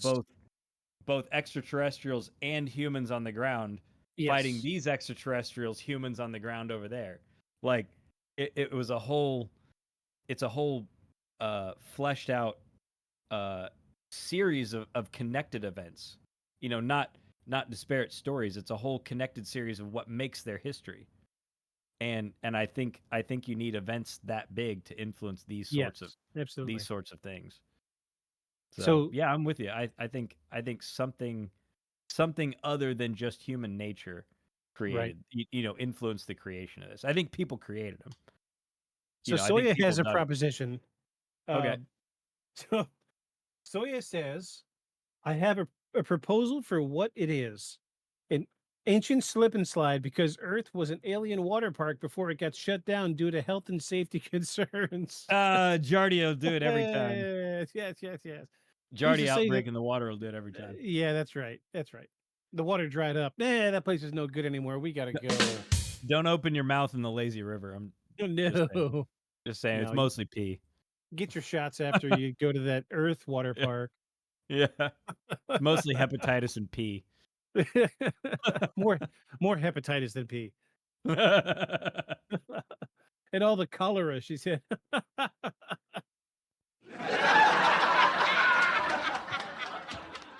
So, I think we can give this week's episode a ding and an air horn. Aliens. I'm going to give it one more I'm not time. Here you go. saying it's space aliens, right? But it goes without saying it's fucking space aliens. I Yes. can't believe that's from Wolfenstein 2. Wolfenstein 2. Yeah, I would have Can't never believe thought, that. right? Yeah. Aliens clap. Aliens clap. Yeah, we don't. I keep forgetting to put the clap sound effect on here. Uh, wait, we got the Discord sound. I can do the Discord clap. There you go. Aliens. Aliens. Aliens clap. There you go. So yes, we agree that this was something paranormal. Finally, something ubiquitous that we completely agree on because there's no earthly explanation for some of the largest structures in this desert. Yeah, I think some of the some of their explanations of for farming for marking calendars and things like that. I mean, I hear you, but let me propose another thing about calendars. For a terrestrial calendar, right? Like a building or a structure that tracks solstices and equinoxes and so on, doesn't need to cover an entire basin to be accurate. In fact, it's No, more accurate if it the doesn't. smaller it is. Yeah. Yeah. So like a circular building or even posts would track it with much less calories in it, right? Like Yeah. you don't have to transform an entire landscape. So I think you're reaching really hard to try to call it, oh, well, it was for star tracking. Really? Because you can't see any of it from the ground. Right. So I'm having a hard time seeing the utility in the function for all this effort if you can't even see it. To Right. then somehow it works well for the stars. You can't see it. So Probably the only yeah, how probably does the that only work? thing you could see from the ground would be the runways Right, right. But you don't because they're massive. but they're like 1,500 foot wide. Like how's that useful for Yeah, sure. Everything in this section of the sky. That's not useful. Yeah, That's not look. useful. If I had a big flat surface in front of me and I made a big long runway, 20 miles this way is going to come to a point. But where I stand, I'm catching 30 degrees of the entire horizon. Right. How is that astronomical calculations? Yeah, I'm not. I feel like people are reaching a lot to try to make a terrestrial explanation for this. So it says like John Cena, we can't see it.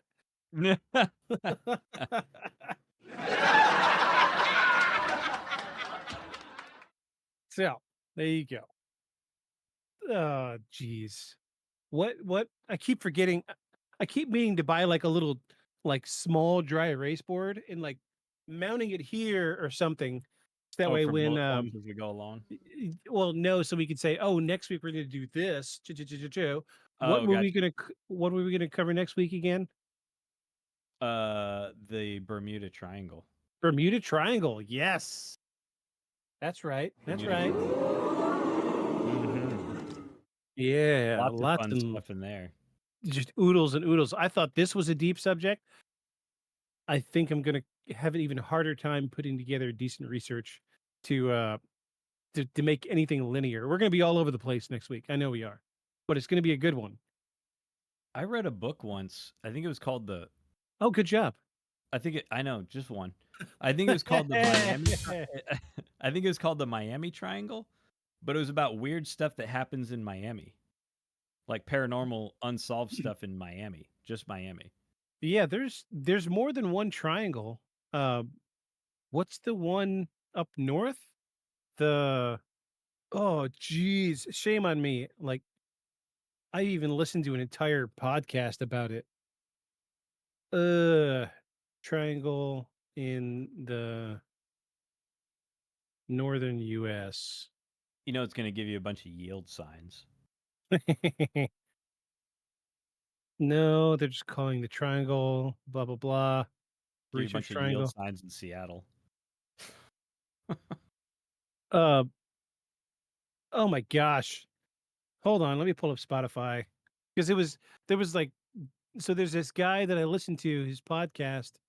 Uh, he does folklore and he's a phenomenal podcaster. Like he used to be a college professor and Oh, like he does the bonus. show folk lore. Yeah. Yeah. He does Yeah, lore. yeah, I know who you're talking about. Yeah, yeah. I know who you're talking about. So he put together like a mini like drama series on Spotify about the Bridgewater Triangle. That's it. Bridgewater Yes. Triangle. Yes, the Bridgewater Triangle. So that's another big one. Let me give you. Oh yeah, it just comes right up as soon as I started typing it. The Bridgewater Triangle is roughly a 200 square mile area in southern Massachusetts, known for being a window area of unexplained occurrences with reports of paranormal activity, including UFOs, ghosts, cryptids, and unexplained creatures, coined by cryptozoologists as the Bridgewater Triangle. Oh, okay.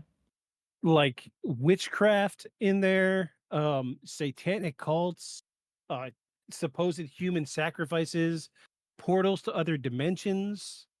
Like Makes me think of this that show as a kid, Erie, Indiana. Erie, yeah. Remember that? I remember Erie in it. Yeah, well, it wasn't just called Erie. It was called Erie, wasn't it? I thought it was, yeah, I think it was called Erie, but it was supposed to be in a town called Erie, Indiana, which Yeah. was conveniently located in what would be Gary, Indiana, near Lake Erie. It was on Nickelodeon. Yeah, another one of Nickelodeon shows that they ran for 3 seasons and then killed. Yeah, it was called Erie, Indiana, from 1991 to 1992. Teenage wilderness investigator Marshall Teller adventures through his new small town home with friends, geeky Simon Holmes and mysterious Dash X. Yeah, Erie, Indiana. That's right. Do you remember the what was that? What was that? It was like halfway between Indiana Jones and Jeopardy. It was the Temple something Oh, Temple Challenge? oh, yeah. It was like the Lost Temple, Lost something like that. Temple. Yeah, yeah. Another one they ran for 3 seasons and then killed. I used to watch that every week. Also, no one ever said what happened to the kids on the Temple Run thing, the Temple Maze, when they got snatched up Yeah. by the cultural misappropriation squad that Legends of the pops out. Hidden Temple. Legends of the Hidden Temple. There you go. Yeah. They get snatched up in the game, right? And then you just never see them. Then they go on with the rest of the show, but that kid never comes back out again. They just disappear because they Oh, lost. But they don't just lose. They're just they don't like come out at the end. And they're like, all right, everybody come out. No, they don't do that. They're just never on there again. so he says they go into the dungeon. Oh, geez. Yeah, that was the show, man. Oh, yeah. Also, I Yeah, but found out why some of those kids always seem so exhausted. It wasn't because they were in bad shape. They were filming like 5 shows in a row per day. oh, So the kids would geez. be in the studio for like 12 hours at a time doing these physical challenges and answering, being berated with Jeopardy questions. Yeah. Oh my gosh, Nickelodeon Guts. Whoa. I remember that one.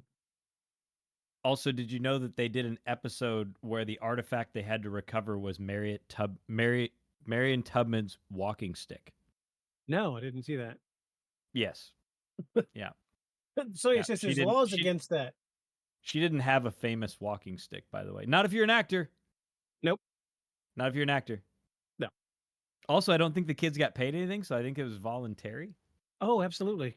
Yeah. So yeah. I mean, the It's parents like, got paid, but the kids didn't. So do you remember Double Dare? yes, yes, I do. I do. Wasn't My, that the one with the giant pie? Or no, no, no. What was the one with the giant swimming pool sized pie that they had to go down the slide into? I think that was Double Dare because they had an Was that obstacle Double Dare? course. My No, what? favorite one. No, it was what would you do? What would you do? Yes. What would you Yes. do? Yeah, what would you do? Had the giant pie slide, Oh my and then gosh. Jeez, taking it back. the pie making conveyor belt. Oh, You had oh to yeah. it had the little hands, the little animatronic hands that were like, Yeah. That's yeah. okay. I gotta look it up now. I gotta look it up. What happened to children's game shows? They're all gone.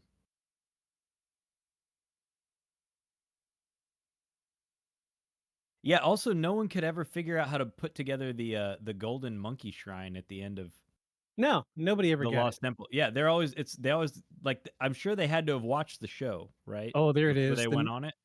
The old Yeah. Nickelodeon show. Yeah, what would you do? I'm an With adult. Mark Thank you. Summers. What would you do with Yes. Mark Summers? Yep. A 30-minute television show hosted by Mark Summers and Nickelodeon from 91 to 93. Oh my gosh. Yep. Another 3-year show that they killed after 3 seasons. That's how they did it. Oh, I remember this one. Oh yeah, The the pie chair. the chair that you Yeah. sat in that if you got it would throw pies at your face. Yeah. Oh my And then I think gosh. there was a giant tank above it too, wasn't there? Yeah. Giant goo tank. Oh my The gosh. goo. These The pictures goo. pictures taking me back.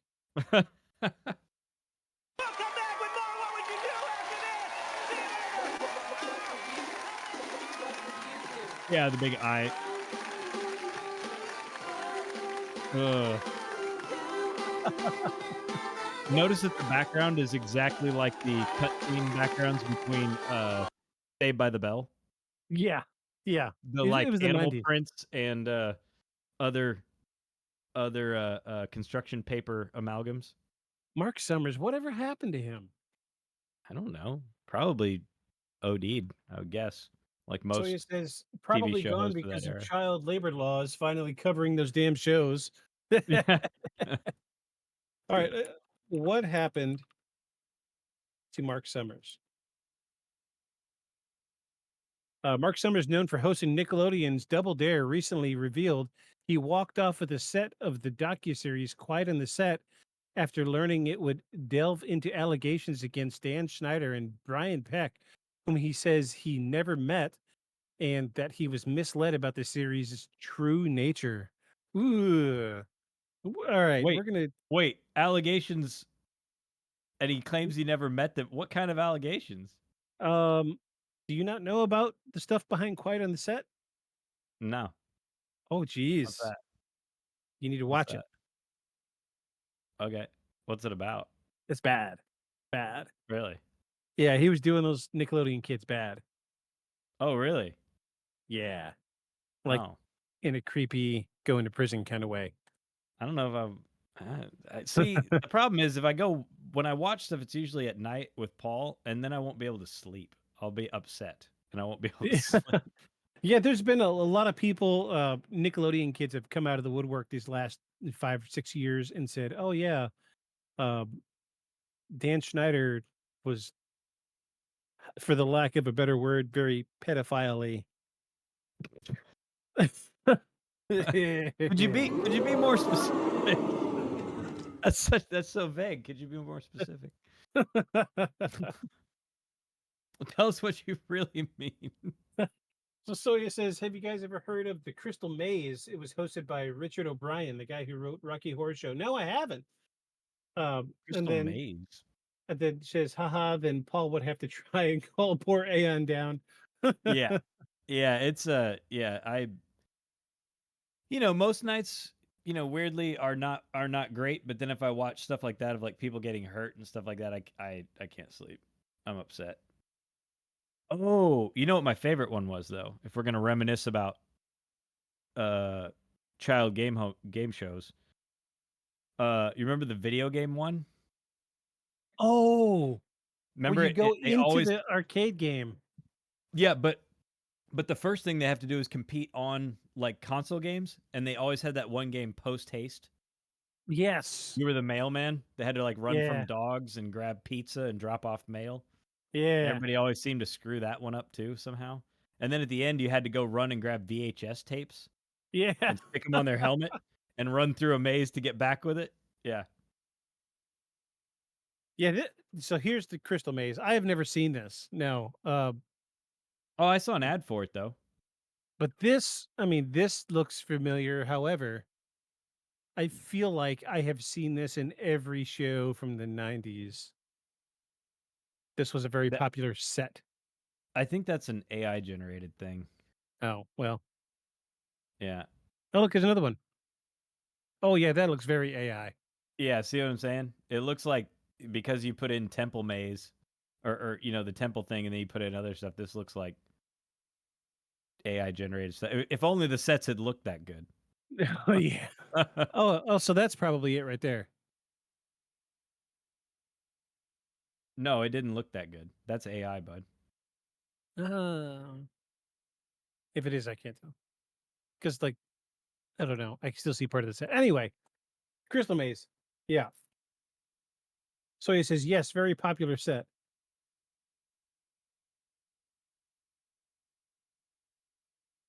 So he says, oh man, our video game show, Game Master, was that it? Maybe. Oh, that was not the show, but that thing No, looks that looks creepy. wild. A game show, Nickelodeon, where you go in a video game.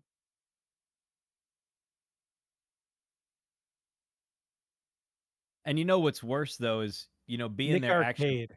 Nick Arcade. Yeah, being there wasn't actually that much fun because looking back on it, they just had that poor kid standing in front of a green screen and Yeah. looking at a cathode ray tube screen like a weatherman trying to Oh, bat away, yeah, there you go. bat away see, yeah, he's just standing next to a green screen looking at a weatherman screen out ahead of him trying to knock stuff away. It was so Poor kid. bad. They were like, "I don't like this anymore. You said I was gonna be in a video game. This Yeah. sucks." Oh, geez, the face off. Oh, gosh. Ugh. Oh, a rabbit hole. All right, I gotta get that off. Gotta get that off. Anyway, so next week we are gonna cover the Bermuda Triangle, and I might throw in just for posterity, some stuff about the Bridgewater Triangle. I don't know. Okay. It just depends on how much I'm able to pull up about the Bridgewater Triangle. I know there's a lot. It might be a good episode in itself. Uh, Yeah, but if for there's a sure, lot, let's just do one of it. okay. We'll do for sure next week the Bermuda Triangle, and go with it from there. I think I honestly think that the Bridgewater Triangle can be an episode in itself. So let's Okay. do Bermuda next week. So uh we agree that the Nazca lines have some paranormal inference there. Uh, we are not for sure what it is precisely. I think it's aliens, and I think the soundboard thinks I'm it's not aliens. saying it's space aliens, right? But it goes without saying it's fucking space aliens. Yeah. So, Meh. do you want to get my classy editing? Meh. Do you want to take us out while I find somebody to raid? Sure. So when I was a boy, Way back when? back in a long time ago, a Yeah. long time ago, I used to play with mud outside in the backyard, as I'm sure we all did. Sticks and mud and rocks were Mhm. plenty to keep us entertained. I, however, did not need to do it for a living. I think, when you're only, but the thing about that is, when you think of cultures and you have trouble imagining how they did this thing or how they did that thing, right? How did they do it with just these basic tools? So think back when you were a kid and think of all the interesting things and ways you found to use a stick, right? Stick as a finger gun, stick as a shovel, stick as a, whatever, but you were just a kid. Yeah. I would imagine that if we didn't have so many fancy things, right? Backhoes, diggers, automated manufacturing, I don't think our imagination would be so limited where machines are concerned, right? Think of the Archimedes screw. Yeah. Great example. Archimedes screw, one of the first automated water pumps, right? It's a little screw inside of a little tube. You submerge one end of the tube, and the screw basically works like a conveyor belt and moves water up to another level. Yeah. Very simple concept. Very hard to think of if you have a whole bunch of very fancy stuff around. Very hard to think of doing it that way. So I wonder if some of these ancient cultures might have had more inventive and more efficient ways to use the tools that they had at their disposal than you or I can think of right now, right? Because we are talking about all the calories it would take to do this, and I still think it was an immense, monumental amount of work. Yeah. But I wonder if they didn't have ways of doing it that were maybe more efficient than you and I can think of, because we're sitting around dealing with much more fancy tools than they were. And I think the only way to find out answers to these questions is to follow us Beyond the shadows. Good night, everybody. We're Good gonna night. follow. We're gonna raid our newest follower this week, Jim Russell. He followed us in the middle of the week this week, and he is another fellow paranormal streamer. So give him a shout out. Uh, uh, give him a hey. We're gonna go raid this guy, and we'll see y'all next week. And we're gonna talk about Bermuda Triangle. Have a good night, everybody. See ya.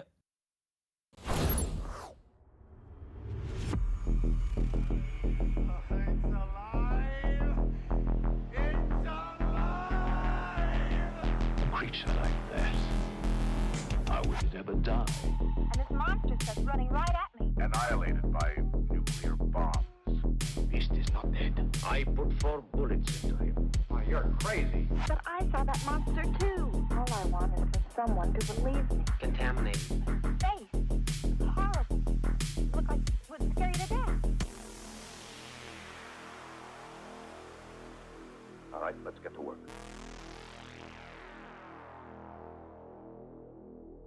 Beyond the shadows.